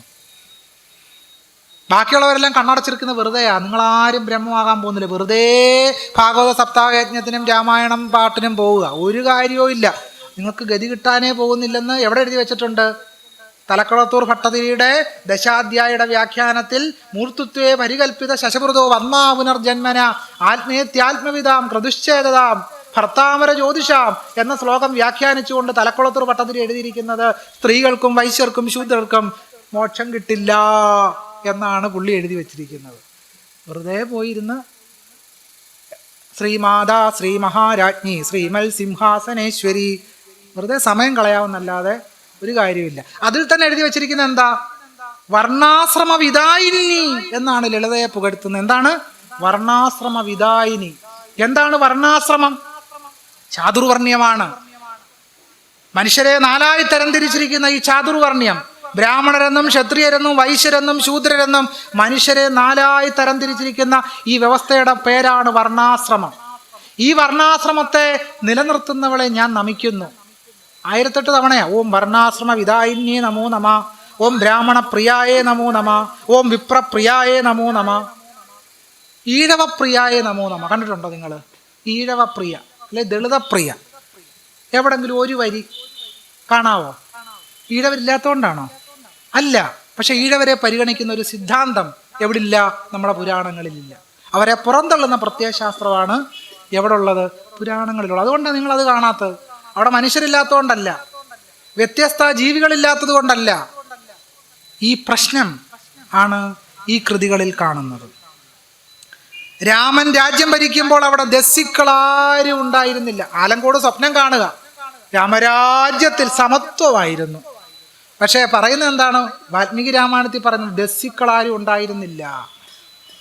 രാമൻ രാജ്യം ഭരിക്കുമ്പോൾ ബ്രാഹ്മണരും ക്ഷത്രിയരും വൈശ്യരും ശൂദ്രരും ലോഭം കൂടാതെ സ്വകർമ്മനിരതരായി, സ്വകർമ്മങ്ങൾ കൊണ്ട് തന്നെ അവർ സന്തുഷ്ടരായി. എന്ന് പറഞ്ഞാൽ എന്താണെന്നറിയാം? ശൂദ്രന്റെ ജോലി എന്താണ്? മറ്റുള്ളവരുടെ പാദസേവ. ഈ പാദസേവ ചെയ്ത് ആരെങ്കിലും സന്തോഷിക്കുമോ? എക്കാലവും മറ്റുള്ളവരുടെ പാദം ഞെക്കി അവരുടെ കാലിലെ വെള്ളം കുടിക്കുന്നതൊക്കെ സന്തോഷമാണോ? ഒരിക്കലുമല്ല. വാൽമീകി രാമായണം യുദ്ധകാന്ഡം 128 സർഗം 104 ശ്ലോകത്തിൽ പറയും, ബ്രാഹ്മണ ക്ഷത്രിയ വൈശ്യ ശൂദ്ര ലോഭവർജിത സ്വകർമ്മസു പ്രവർത്തന്തേ തുഷ്ട സ്വൈരേവ കർമ്മഭിഹി. നമ്മൾ മറ്റൊരു കാര്യം കൂടെ പറയുമല്ലോ, അതിഥി ദേവോ ഭവ എന്നാണ് നമ്മുടെ ടൂറിസത്തിന്റെ വേദവാക്യം അല്ലേ? ആരാണ് അതിഥി? അഥർവവേദത്തിൽ പറയുന്നുണ്ട് ആരാണ് അതിഥി എന്ന്. അഥർവവേദത്തിൽ പറയും, ഏഷാവ അതിഥർ യത് ശ്രോത്രിയസ്തസ്മാത് പൂർവോ നാശ്നീയാത്. ആരാണ് അതിഥി? അതിഥി വാസ്തവ രൂപത്തിൽ ശ്രോത്രിയനായ ഒരു ബ്രാഹ്മണൻ തന്നെയാണ്. അയാൾക്ക് ഭക്ഷണം കൊടുക്കുന്നതിന് മുമ്പ് സ്വയം ഭക്ഷിക്കരുത്. നമ്മൾ അതിഥി ദേവോ ഭവ എന്ന് കേൾക്കുമ്പോൾ എന്തോ ഭയങ്കര സംഭവമാണെന്നൊക്കെയാണ് വിചാരിച്ചിട്ടുള്ളത്. ഒന്നുമല്ല. ഈ ശ്ലോകങ്ങൾ ഓരോന്നെടുത്ത് വെച്ച് വായിച്ചു നോക്കുമ്പോഴാണ് നമുക്ക് ഈ കാപട്യം മുഴുവൻ മനസ്സിലാകുക. വസുദൈവ കുടുംബകം കേൾക്കുമ്പോൾ നല്ല എന്തോ വലിയ സംഭവമാണെന്ന് തോന്നും. സംഗതി എന്താ? ഇത് പഞ്ചതന്ത്രം കഥകളിൽ ഒരിടത്ത് വസുദൈവ കുടുംബം എന്ന് പറയുന്ന ശ്ലോകം വരുന്നുണ്ട്. കഥ എന്താണ്? ധാരാളം ആടുകളുടെ കൂട്ടത്തിൽ കഴിയുന്ന ഒരു കുറുക്കൻ ദൂരെ മാറി നിൽക്കുന്ന ആടിനോട് പറയുകയാണ്, എന്തിനാണ് നിങ്ങളിങ്ങനെ മാറി നിൽക്കുന്നത്? നമ്മളെല്ലാം ഒന്നല്ലേ, വസുദൈവ കുടുംബം, വരൂ വരൂ വരൂ. എന്തിനാണ് കുറുക്കൻ ആടിനെ ഇങ്ങനെ സുഖിപ്പിക്കുന്നത്? കുറുക്കൻ ആടിനോട് സ്നേഹം ഉണ്ടായിട്ടാ? പ്രേമം തോന്നിയിട്ടാണോ? അല്ലേ അല്ല, പിന്നെന്തിനാ? പിടിച്ചു തിന്നാനാ. ഇതാണ് ഈ ശ്ലോകങ്ങളുടെ സാരാംശവും അതിൻ്റെ കോണ്ടസ്റ്റും നമ്മൾ ആഴത്തിൽ മനസ്സിലാക്കുമ്പോഴാണ് ഈ പ്രശ്നഭരിതമായ മേഖല മനസ്സിലാക്കുന്നത്. ഞാൻ പറഞ്ഞു വന്നത്, RSSന്റെ പ്രത്യയശാസ്ത്രം എന്ന് പറയുന്നത് ബ്രാഹ്മണിസമാണ്. ബ്രാഹ്മണിസത്തിലാണ് RSS ഊന്നി നിൽക്കുന്നത്. ആ ബ്രാഹ്മണിസം പടർന്ന് പന്തലിച്ചു നിൽക്കുന്നത് ഇന്ത്യയിലെ വേദങ്ങളിലും ഇതിഹാസങ്ങളിലും പുരാണങ്ങളിലും തത്വശാസ്ത്രങ്ങളിലും ഉപനിഷത്തുകളിലുമാണ്. അതുകൊണ്ടാണ് അനിഹിലേഷൻ ഓഫ് കാസ്റ്റിൽ ഡോക്ടർ BR അംബേദ്കർ എഴുതിയത്, ഏതൊരു യുക്തിയെ നിഷേധിക്കുന്ന, ധാർമ്മികതയുടെ ഏതൊരു ഭാഗവും നിഷേധിക്കുന്ന വേദങ്ങളും ശാസ്ത്രങ്ങളും ഡൈനാമിറ്റ് വെച്ച് തകർക്കണം. അപ്പോൾ RSSനെ തകർക്കാൻ എന്തു വേണം? RSSന്റെ പ്രത്യയശാസ്ത്ര അടിത്തറയായ വേദങ്ങളെയും ശാസ്ത്രങ്ങളെയും ഡൈനാമിറ്റ് വെച്ച് തകർക്കാതെ, പ്രത്യയശാസ്ത്രപരമായി നിങ്ങൾക്കതിനെ വെല്ലുവിളിക്കാതെ ഒരിക്കലും RSSനെ നേരിടാനേ കഴിയില്ല. രാഷ്ട്രീയമായി നിങ്ങൾക്ക് RSSനെ പരാജയപ്പെടുത്താൻ കഴിഞ്ഞാലും സാംസ്കാരികമായി ഒരിക്കലും ഇതിഹാസങ്ങളെയും പുരാണങ്ങളെയും വെല്ലുവിളിക്കാതെ, അതിൻ്റെ സാംസ്കാരികമായി പരിച്ഛേദങ്ങളെ തുറന്നു കാണിക്കാതെ RSSന്റെ അകക്കാമ്പിലേക്ക് ഒരിക്കലും കടക്കാൻ കഴിയില്ല. പുറമേ നിന്നിങ്ങനെ കുറച്ച് കാര്യങ്ങൾ പറയാവുന്ന മാത്രമേ ഉള്ളൂ. അകത്ത് കടക്കണമെങ്കിൽ വേദം, ഇതിഹാസം, പുരാണം, ഭഗവത്ഗീത എന്ന് പറയുന്ന അതിൻ്റെ തത്വശാസ്ത്രം, RSSന്റെ തത്വശാസ്ത്രം ഊന്നിക്കടക്കുന്ന ഗ്രന്ഥപാഠങ്ങളെ വിമർശനാത്മകമായി പരിശോധിക്കാനും കൈയൊഴിഞ്ഞുകൊണ്ട് മാത്രമേ നമുക്ക് ജനാധിപത്യവാദികളായി തീരാൻ കഴിയുകയുള്ളൂ, അല്ലാതെ കഴിയില്ല. ഗോൾവാക്കർ ബെഞ്ച് ഓഫ് തോട്ട്സിൽ എഴുതുന്നുണ്ട്, ഞാൻ ഭരണഘടനയെപ്പറ്റി പറഞ്ഞല്ലോ, നമ്മുടെ ഉദ്ഗ്രഥിതമായ ഏകതാനയ്ക്ക് വിനാശകരമായ വിഘടനപരവും പ്രാദേശികവും വിഭാഗീയവും ഭാഷാപരവും മറ്റു രീതികളിലുള്ളതുമായ എല്ലാ സ്വാഭിമാനത്തിൻ്റെയും തരി പോലും അവശേഷിപ്പിക്കാതെ സ്റ്റേറ്റിനുള്ളിൽ, അതായത് ഭാരതത്തിനുള്ളിൽ സ്വയംഭരണാവകാശമോ അർദ്ധ സ്വയംഭരണാവകാശമോ ഉള്ള എല്ലാ സ്റ്റേറ്റുകളെയും തുടച്ചു നീക്കുന്നതിന്, അതാണല്ലോ ഇപ്പോൾ ചെയ്തുകൊണ്ടിരിക്കുന്നത്. കാശ്മീരിനെ തുടച്ചു നീക്കി നമ്മുടെ രാജ്യത്തിൻ്റെ ഭരണഘടനയുടെ ഫെഡറൽ ഘടനയെക്കുറിച്ചുള്ള എല്ലാ ചർച്ചകളെയും കുഴിച്ചു മൂടിക്കൊണ്ട് ഒരു രാജ്യം, ഒരു സ്റ്റേറ്റ്, ഒരു നിയമനിർമ്മാണ സഭ, ഒരു പരമാധികാരി എന്ന് ഉദ്ഘോഷിക്കുകയാണ്. ആ ലക്ഷ്യം കൈവരിക്കാനുള്ള ഏറ്റവും പ്രധാനപ്പെട്ടതും കാര്യക്ഷമമായ നടപടി ഏകരൂപത്തിലുള്ള ഈ ഭരണകൂടം സ്ഥാപിക്കാൻ നമുക്ക് ഭരണഘടനയെ പുനഃപരിശോധിച്ച് മാറ്റി എഴുതാം എന്നാണ് ഗോൾവാക്കർ ബെഞ്ച് ഓഫ് തോട്ട്സിൽ എഴുതിയത്. ഇത് വളരെ കൃത്യമായിട്ട് നടപ്പിലാക്കിക്കൊണ്ടിരിക്കുകയാണ്. കുറേയൊക്കെ നടപ്പിലാക്കി കഴിഞ്ഞു. ഇതെങ്ങനെയാണ് നടപ്പിലാക്കിയതെന്ന് ദേവനൂര് മഹാദേവ് എഴുതുന്നുണ്ട്, ഉദ്ധരിക്കാം. ദേവനൂര് പറയുന്നു, ഭരണഘടനയിലെ ഫെഡറൽ സംവിധാനത്തെ കുഴിച്ചു മൂടാൻ ഗോൾവാക്കർ ആഗ്രഹിക്കുന്നുവെന്ന് ചിന്തന ഗംഗയിൽ കാണാം. ചിന്തന ഗംഗ എന്ന് ദേവനൂര് വിശേഷിപ്പിക്കുന്നത് ബെഞ്ച് ഓഫ് തോട്ട്സിനെയാണ്. RSSന്റെ സന്താനമായി BJPയുടെ ഭരണം ഫെഡറൽ വ്യവസ്ഥയെ GST കൊണ്ടുവന്നതിലൂടെ ഒറ്റയടിക്ക് കുഴിച്ചു മൂടി. ഗോൾവാക്കർ സ്വപ്നം കണ്ടത് മൂടി നടപ്പിലാക്കി. പ്രത്യക്ഷത്തിൽ GST എന്നൊരു സാമ്പത്തിക പരിഷ്കരണ പദ്ധതിയാണ്. എന്നാൽ ഫലത്തിൽ കേന്ദ്ര യൂണിയനിലെ സംസ്ഥാനങ്ങളെ GST അംഗീകരിച്ചതിലൂടെ കേന്ദ്രത്തിന് തങ്ങളുടെ സാമ്പത്തിക സ്വയംഭരണാധികാരം അടിയറ വയ്ക്കുകയാണ് ചെയ്തത്. നോക്കൂ എങ്ങനെയാണ് ഫെഡറൽ സംവിധാനത്തെ അട്ടിമറിച്ചത് എന്ന്. സംസ്ഥാനങ്ങൾ തങ്ങളുടെ സമ്പത്ത് കേന്ദ്രത്തിൻ്റെ കാൽച്ചുവട്ടിൽ വെച്ച് കേന്ദ്രത്തോട് ഭിക്ഷയാചിക്കുന്ന സാഹചര്യമാണ് ഇപ്പോൾ സംജാതമായിരിക്കുന്നത്. അങ്ങനെ ഫെഡറൽ സംവിധാനത്തെ കുഴിച്ചു മൂടിക്കൊണ്ട് കേന്ദ്ര BJP സർക്കാർ അവരുടെ ഗുരുവായ ഗോൾവാക്കർക്ക് ഗുരുദക്ഷിണ നൽകി. ഇന്ത്യൻ ഭരണഘടനയുടെ കേന്ദ്ര വ്യവസ്ഥയായ ഫെഡറൽ സംവിധാനത്തെ കൊന്നൊടുക്കിക്കൊണ്ട് ഇങ്ങനെ ഇന്ത്യയിലെ സംസ്ഥാനങ്ങളെ ദുർബലമാക്കുകയും കേന്ദ്രത്തെ പൂർവാധികം ശക്തിപ്പെടുത്തുകയും ചെയ്തു. സംസ്കൃതത്തെ ദേശീയ ഭാഷയാക്കുക എന്ന ലക്ഷ്യം കൈവരിക്കുന്നതിനുള്ള ആദ്യപടിയായി ഹിന്ദിയെ സമ്പർക്ക ഭാഷയാക്കാനുള്ള ശ്രമം ഉരുത്തിരിയുന്നുണ്ട്. ഇതെല്ലാം ഒരു രാഷ്ട്രം, ഒരു ഭാഷ, ഒരു വംശം, ഒരു നേതാവ് എന്നിവയിൽ അധിഷ്ഠിതമായ ബഹുസ്വര വിരുദ്ധ ഗൂഢതന്ത്രത്തിൻ്റെ ചെറിയ ചുവടുവെപ്പുകൾ മാത്രമാണ് എന്ന് ദേവനൂര് മഹാദേവ എഴുതുന്നു. ഇതൊരു കാര്യം മാത്രമാണ്. വേറൊരു കാര്യം കൂടി വരാൻ പോകുന്നുണ്ട്. നമ്മുടെ UPI സംവിധാനം ഉണ്ടല്ലോ, UPI സംവിധാനം ആർക്കും ഏത് കടകളിലും ചെന്ന് 1,000 2,000 സാധനങ്ങൾ മേടിച്ചിട്ട് നമുക്ക് സ്കാൻ ചെയ്ത് പേ ചെയ്യാം. ഒരു ഇടനിലക്കാരുമില്ല, ആർക്കും പൈസ കൊടുക്കണ്ട. നമ്മൾ ആഗോള സാമ്രാജ്യത്വം എന്നൊക്കെ പറയുമല്ലോ, അങ്ങനെ ഒരു ആഗോള സാമ്രാജ്യത്വം ഇല്ലാതെ തന്നെ ഉള്ള ഇടപാടുകളാണ്. വിദേശ ശക്തികൾക്കെതിരാണല്ലോ ഹിന്ദുത്വവാദികൾ. ഇപ്പോൾ ഈ ആഗോള ഭീമന്മാരെ തൃപ്തിപ്പെടുത്തുന്നതിന് വേണ്ടി ഈ UPI സംവിധാനം തന്നെ സമ്പൂർണ്ണമായിട്ട് എടുത്തു കളഞ്ഞ് ഫീസ് ഈടാക്കാനുള്ള ശ്രമത്തിലാണ് പുതിയ ഹിന്ദുത്വ ഭരണകൂടം. ഏതൊക്കെ നിലയ്ക്കാണ് ഓരോ കാര്യങ്ങൾ ചെയ്യുന്നതെന്ന് പരിശോധിച്ചാൽ നമ്മുടെ തലയ്ക്ക് ഭ്രാന്ത് പിടിക്കും. ആ രീതിയിലാണ് കാര്യങ്ങൾ നടത്തിക്കൊണ്ട് പോകുന്നത്. ഒരു പരീക്ഷ പോലും നേരെ ചൊവ്വിന് നടത്താൻ അറിഞ്ഞുകൂടാ. ഒരു പരീക്ഷ പോലും. UGC നെറ്റ് പരീക്ഷ 3 വിഷയങ്ങളിലെ ഇംഗ്ലീഷ്, സോഷ്യോളജി, അതിന്റെ തർജ്ജമ പോലും ശരിയായിട്ടില്ലാത്ത വിധത്തിലാണ് ക്വസ്റ്റ്യൻ പേപ്പർ അടിച്ച് പുറത്തു വന്നുകൊണ്ടിരിക്കുന്നത്. പരീക്ഷ മുഴുവൻ കുളമാക്കി ഇന്ത്യയുടെ ഉന്നത വിദ്യാഭ്യാസ മേഖലയെ സമ്പൂർണമായിട്ട് തകർത്ത് തരിപ്പണമാക്കി കളഞ്ഞു. CJPയുടെ വക്താക്കൾ ഇപ്പൊ രാജസ്ഥാനിലും ഉത്തർപ്രദേശിലും ഒക്കെ വിവിധ സ്കൂളുകൾ സന്ദർശിച്ചതിന്റെ വീഡിയോ സോഷ്യൽ മീഡിയ പോസ്റ്റ് ചെയ്തുകൊണ്ടിരിക്കുക. സ്കൂളുകളുടെ അവസ്ഥ കണ്ടാൽ ദയനീയം. പശുത്തൊഴുത്ത് ഇതിനേക്കാളും എത്രയോ നല്ലതാണെന്ന് തോന്നിപ്പോ. ആ രീതിയിൽ 2047 ഇന്ത്യ വികസിത ഭാരതമാക്കുമെന്ന സത്യത്തിൽ ഇന്ത്യ സമ്പൂർണ്ണ ചാണകമായി മാറും എന്ന് സംശയരഹിതം നമുക്ക് ഇന്ത്യയെ സമ്പൂർണ്ണ ചാണകവൽക്കരിക്കുക, ഇതാണ് അവരുടെ ലക്ഷ്യം. എന്താണ് സമ്പൂർണ്ണ ചാണകവൽക്കരണം?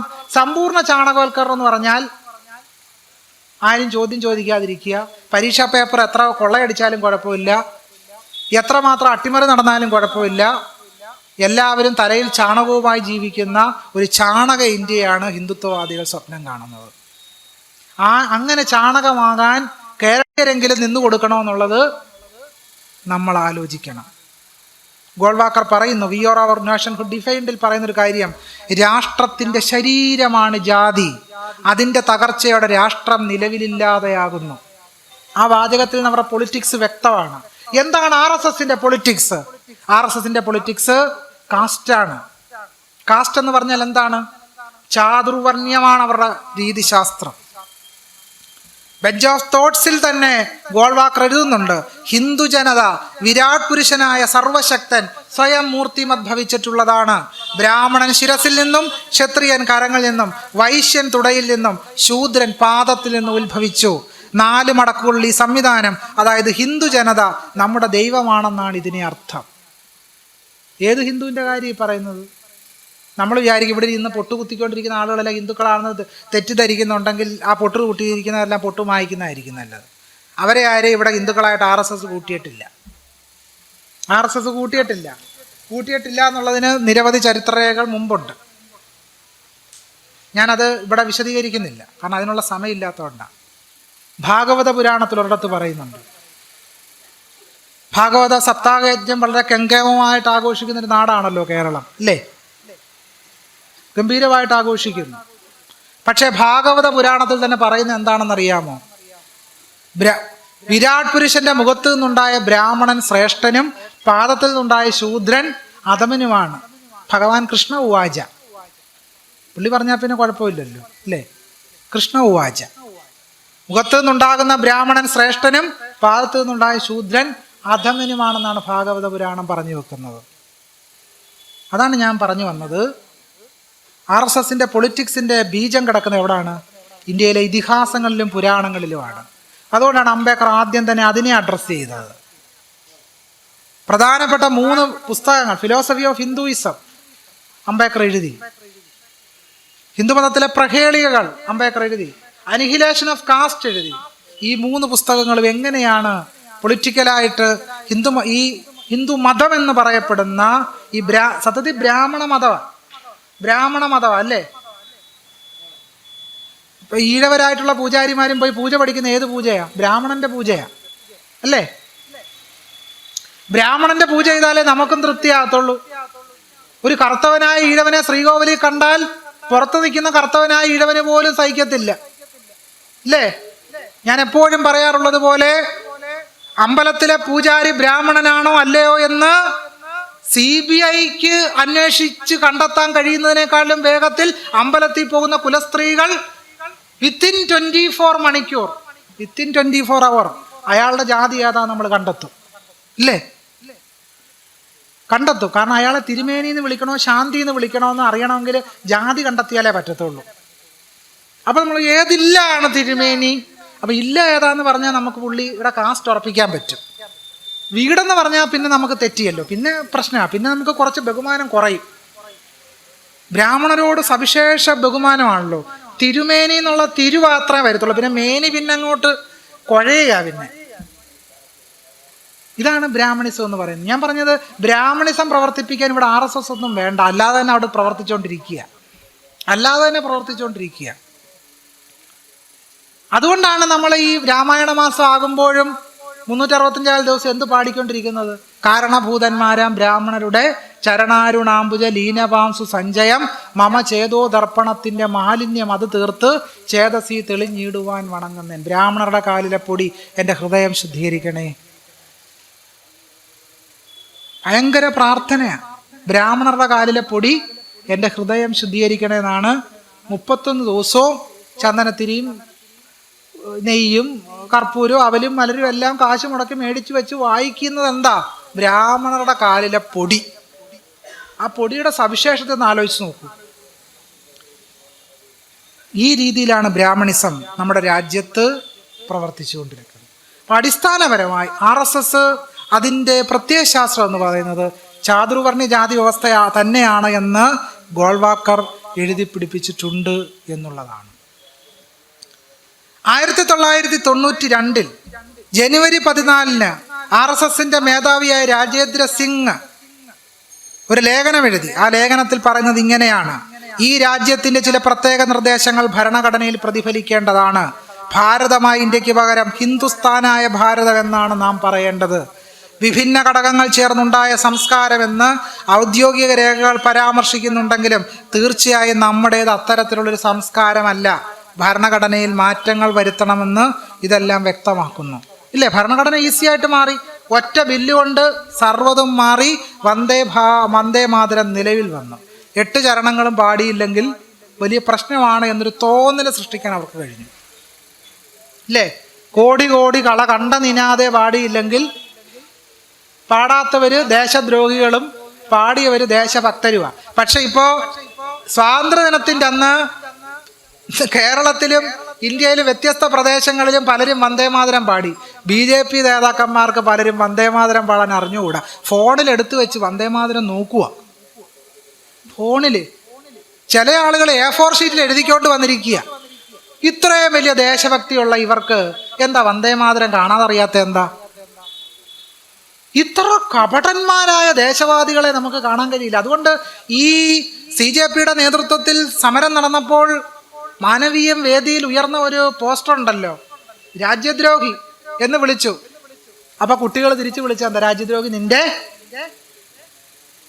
നിന്റെ അതാണ്.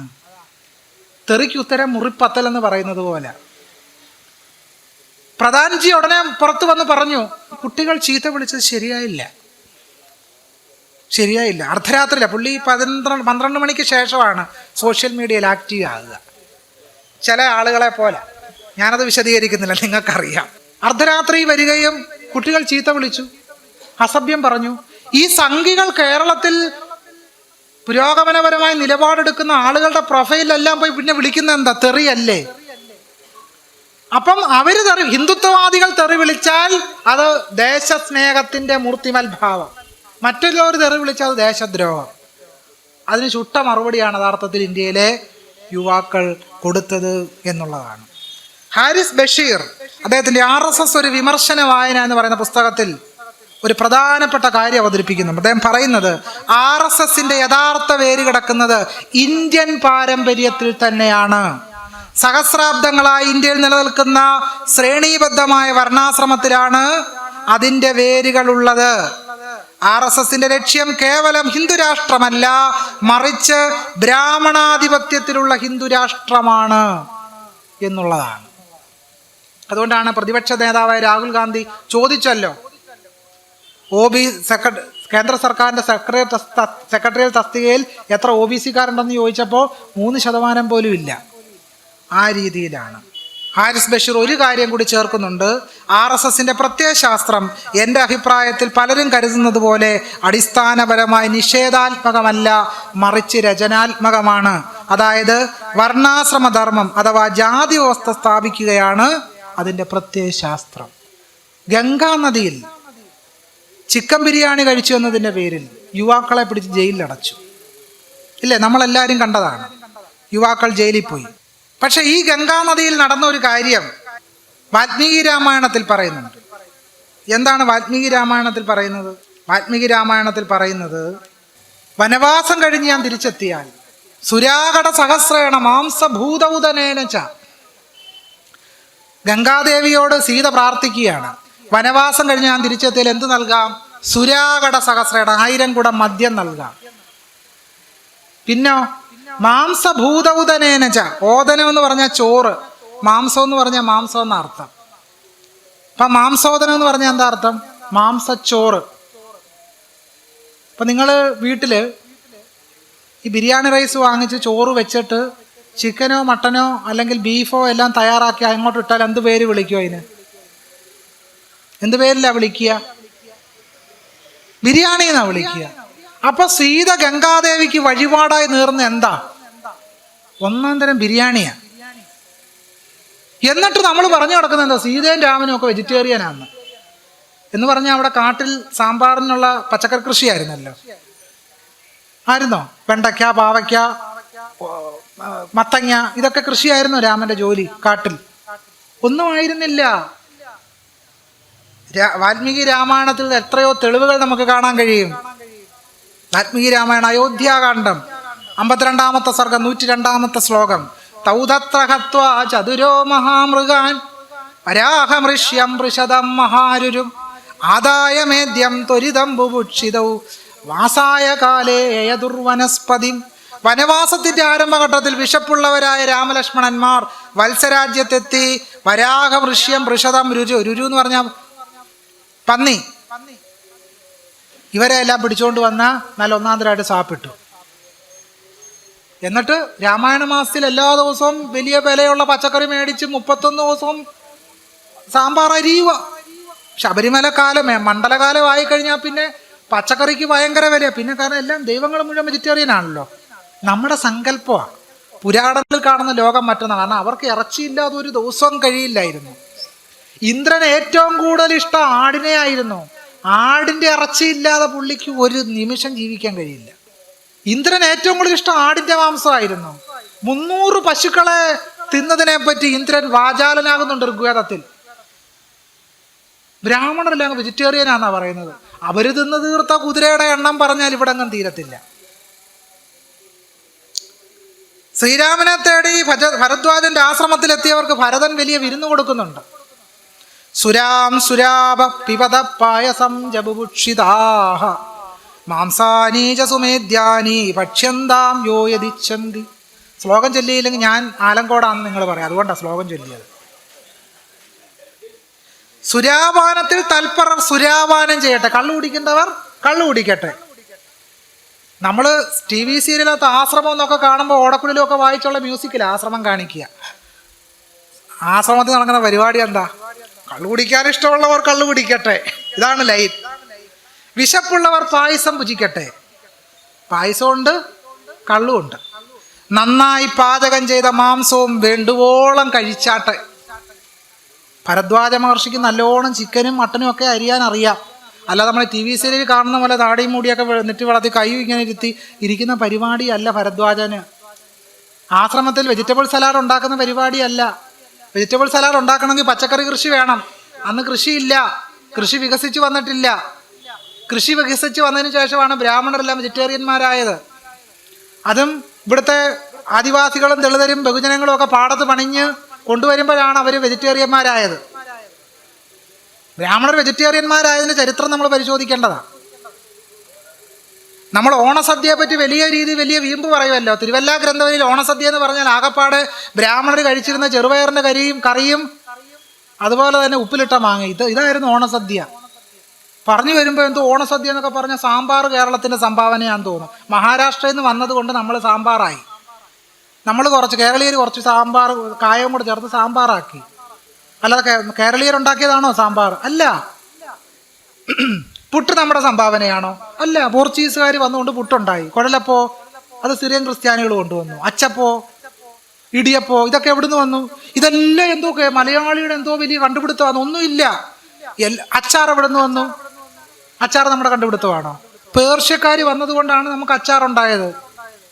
പേർഷ്യക്കാർ വന്നതുകൊണ്ട് നമുക്ക് പൂമുഖം അങ്ങനെ ഉണ്ടായി. ഈ ചൈനക്കാർ വന്നതുകൊണ്ടാണ് പൂമുഖം വാതിൽപ്പടിയൊക്കെ ഉണ്ടായത്. ചീനിച്ചട്ടി അങ്ങനെ ഉണ്ടായതിന് ഇനി പറയേണ്ട ആവശ്യമില്ലല്ലോ. മൊത്തം സംഭാവനയാ. എന്നിട്ടും വലിയ തറവാടിത്ത ഘോഷണമാണ്. ഞാനെല്ലാം കണ്ടുപിടിച്ചു. ഒരു മുട്ടുസൂചി കണ്ടുപിടിക്കുന്ന കാര്യം പോലും ഋഗ്വേദത്തിലില്ല. ഒരു ചൂലിൻ്റെ കാര്യമെങ്കിലും ഋഗ്വേദത്തിൽ പരാമർശം വേണ്ടേ?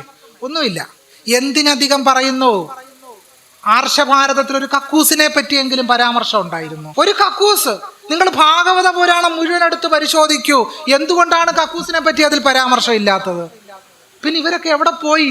നാരായണ ഗുരുസ്വാമികൾ പറയുന്നുണ്ട്, വെളിയിലിരുന്ന് വിവർത്തം ഇങ്ങു കാണും എന്ന് വെച്ചാൽ വെളിപ്പറമ്പ്, ഞാൻ ഗുരുവിനെ ദുർവ്യാഖ്യാനിക്കുകയല്ല, വെളിപ്പറമ്പുകളായിരുന്നു ആശ്രയം, അതുകൊണ്ടാണ് കക്കൂസിനെ പറ്റി പരാമർശം ഇല്ലാത്തത്. ഈ യാഥാർത്ഥ്യം നമ്മൾ മനസ്സിലാക്കണം. അല്ലാതല്ലേ നമ്മൾ നിർമ്മലർ എന്ന് പറയുന്ന പോലെ മലമില്ലാത്തവരായതുകൊണ്ടല്ല. എല്ലാവർക്കും മലമുണ്ട്, പക്ഷേ അതിന് കക്കൂസിലായിരുന്നില്ല, അതിന് മറ്റു ചില സ്ഥലങ്ങളും സങ്കേതങ്ങളും ഒക്കെ ഉണ്ടായിരുന്നു. ഒരു കക്കൂസ് പോലും കണ്ടുപിടിച്ചിട്ടില്ല. എന്നിട്ടും നമ്മൾ വലിയ കണ്ടുപിടുത്തം നടത്തിയെന്ന് വെറുതെ പറയുക. നമ്മൾ സംഗമഗ്രാമ മാധവൻ പൈയുടെ മൂല്യം 3.14 കണ്ടുപിടിച്ചു എന്ന് പറയുന്നു. എന്താണ് കണ്ടുപിടിച്ചത്? നോക്കൂ, ഒരു ചെറിയ കാര്യം പറയാം. ശുൽബസൂത്രങ്ങളിൽ ജാമതീയമായ കണക്കുകളും ഗണിതക്രിയകളും ഒക്കെ ഉണ്ടെന്ന് പറയുന്നുണ്ട്. ആർക്കുപകാരപ്പെട്ടു? യാഗം ചെയ്ത ആരാണ്? ബ്രാഹ്മണർ. ആർക്കു വേണ്ടി? ബ്രാഹ്മണർക്ക് വേണ്ടി. യാഗം ചെയ്തുകൊണ്ട് നമുക്ക് ആർക്കെങ്കിലും പ്രയോജനം ഉണ്ടായോ? ഇല്ല. യാഗത്തിൽ എന്താ നടന്നതെന്നും കൂടെ ഇതിനകത്ത് വായിക്കാം, അതിലേക്ക് വരാം. എന്താണ് യാഗത്തിൽ നടക്കുന്നത് എന്ന് ദശരഥന്റെ യാഗത്തെ പറ്റി വാൽമീകി രാമായണത്തിൽ വളരെ വിശദമായിട്ട് പറയുന്നുണ്ട്. അതൊക്കെ വായിച്ചു നോക്കിയാൽ നമ്മൾ ഞെട്ടും, യാഗത്തിൽ എന്താ നടക്കുന്നതെന്ന്. വാൽമീകി രാമായണം തന്നെ ഉദ്ധരിക്കാം. മമലാലപ്യമാനസ്യ സുധാർത്ഥം നാസ്തിമേ സുഖം തദർത്ഥം ഹയമേദേന യക്ഷ്യാമീതി മധുർ മമ. പുത്രർക്ക് വേണ്ടി കൊതിച്ചുകൊണ്ടിരുന്ന എൻ്റെ മനസ്സിന് സുഖമില്ല, പുത്രാർത്ഥമായി അശ്വമേധം നടത്താമെന്ന് തോന്നുകയാണ്. അശ്വമേധം എന്ന് പറഞ്ഞാൽ എന്താ? കുതിരയെ പിടിച്ചുകൊണ്ട് വന്ന് കുതിരയുടെ മാംസം അറുത്തെടുത്ത് ഹോമിക്കുന്ന പരിപാടിയുടെ പേരാണ് അശ്വമേധം. അതിനെപ്പറ്റി പറയുന്നുണ്ട് ഇതിനകത്ത്. 300 മേദ്യാശ്വങ്ങളെയൊക്കെയാണ് ഈ യാഗത്തിൽ ഹോമിച്ചത് എന്ന് വാൽമീകി രാമായണം പറയുന്നുണ്ട്. പദത്രിണസ്തത്യവപാമുദ്രിത്യ നിയതേന്ദ്രിയ ഋത്വിക് പരമസമ്പന്ന ശ്രവയാമാസ ശാസ്ത്രത. അശ്വത്തിൻ്റെ വപ അറുത്തെടുത്തിട്ട് നിയതേന്ദ്രിയനായ യജ്ഞകർമ്മങ്ങളിൽ നിഷ്ണാതനായ ഋത്വിക് അത് ഭക്ഷിച്ചു. ഋത്വിക് എന്ന് പറഞ്ഞാൽ ബ്രാഹ്മണ പുരോഹിതനാണ്. അപ്പോൾ അവർ ഭക്ഷിച്ചു എന്ന് തന്നെ വാൽമീകി രാമായണം വളരെ വ്യക്തമായിട്ട് തന്നെ കൃത്യമായിട്ട് പറയുന്നുണ്ട്. ഇനിയും ഭരദ്വാജ മഹർഷിയെ കാണാനാണല്ലോ ഭരതൻ വന്നത്. എന്തൊക്കെ വിഭവങ്ങൾ കൊടുത്തിട്ടാണ് അദ്ദേഹം സൽക്കരിച്ചത്? ആജൈശ്ചാബിജ വാരാഹൃഷ്ടേ നവരസംജൈഹി ഫലനിര്യൂഹ സംസിദ്ധൈഹി സൂബൈർ ഗന്ധരസാന്വിതൈഹി.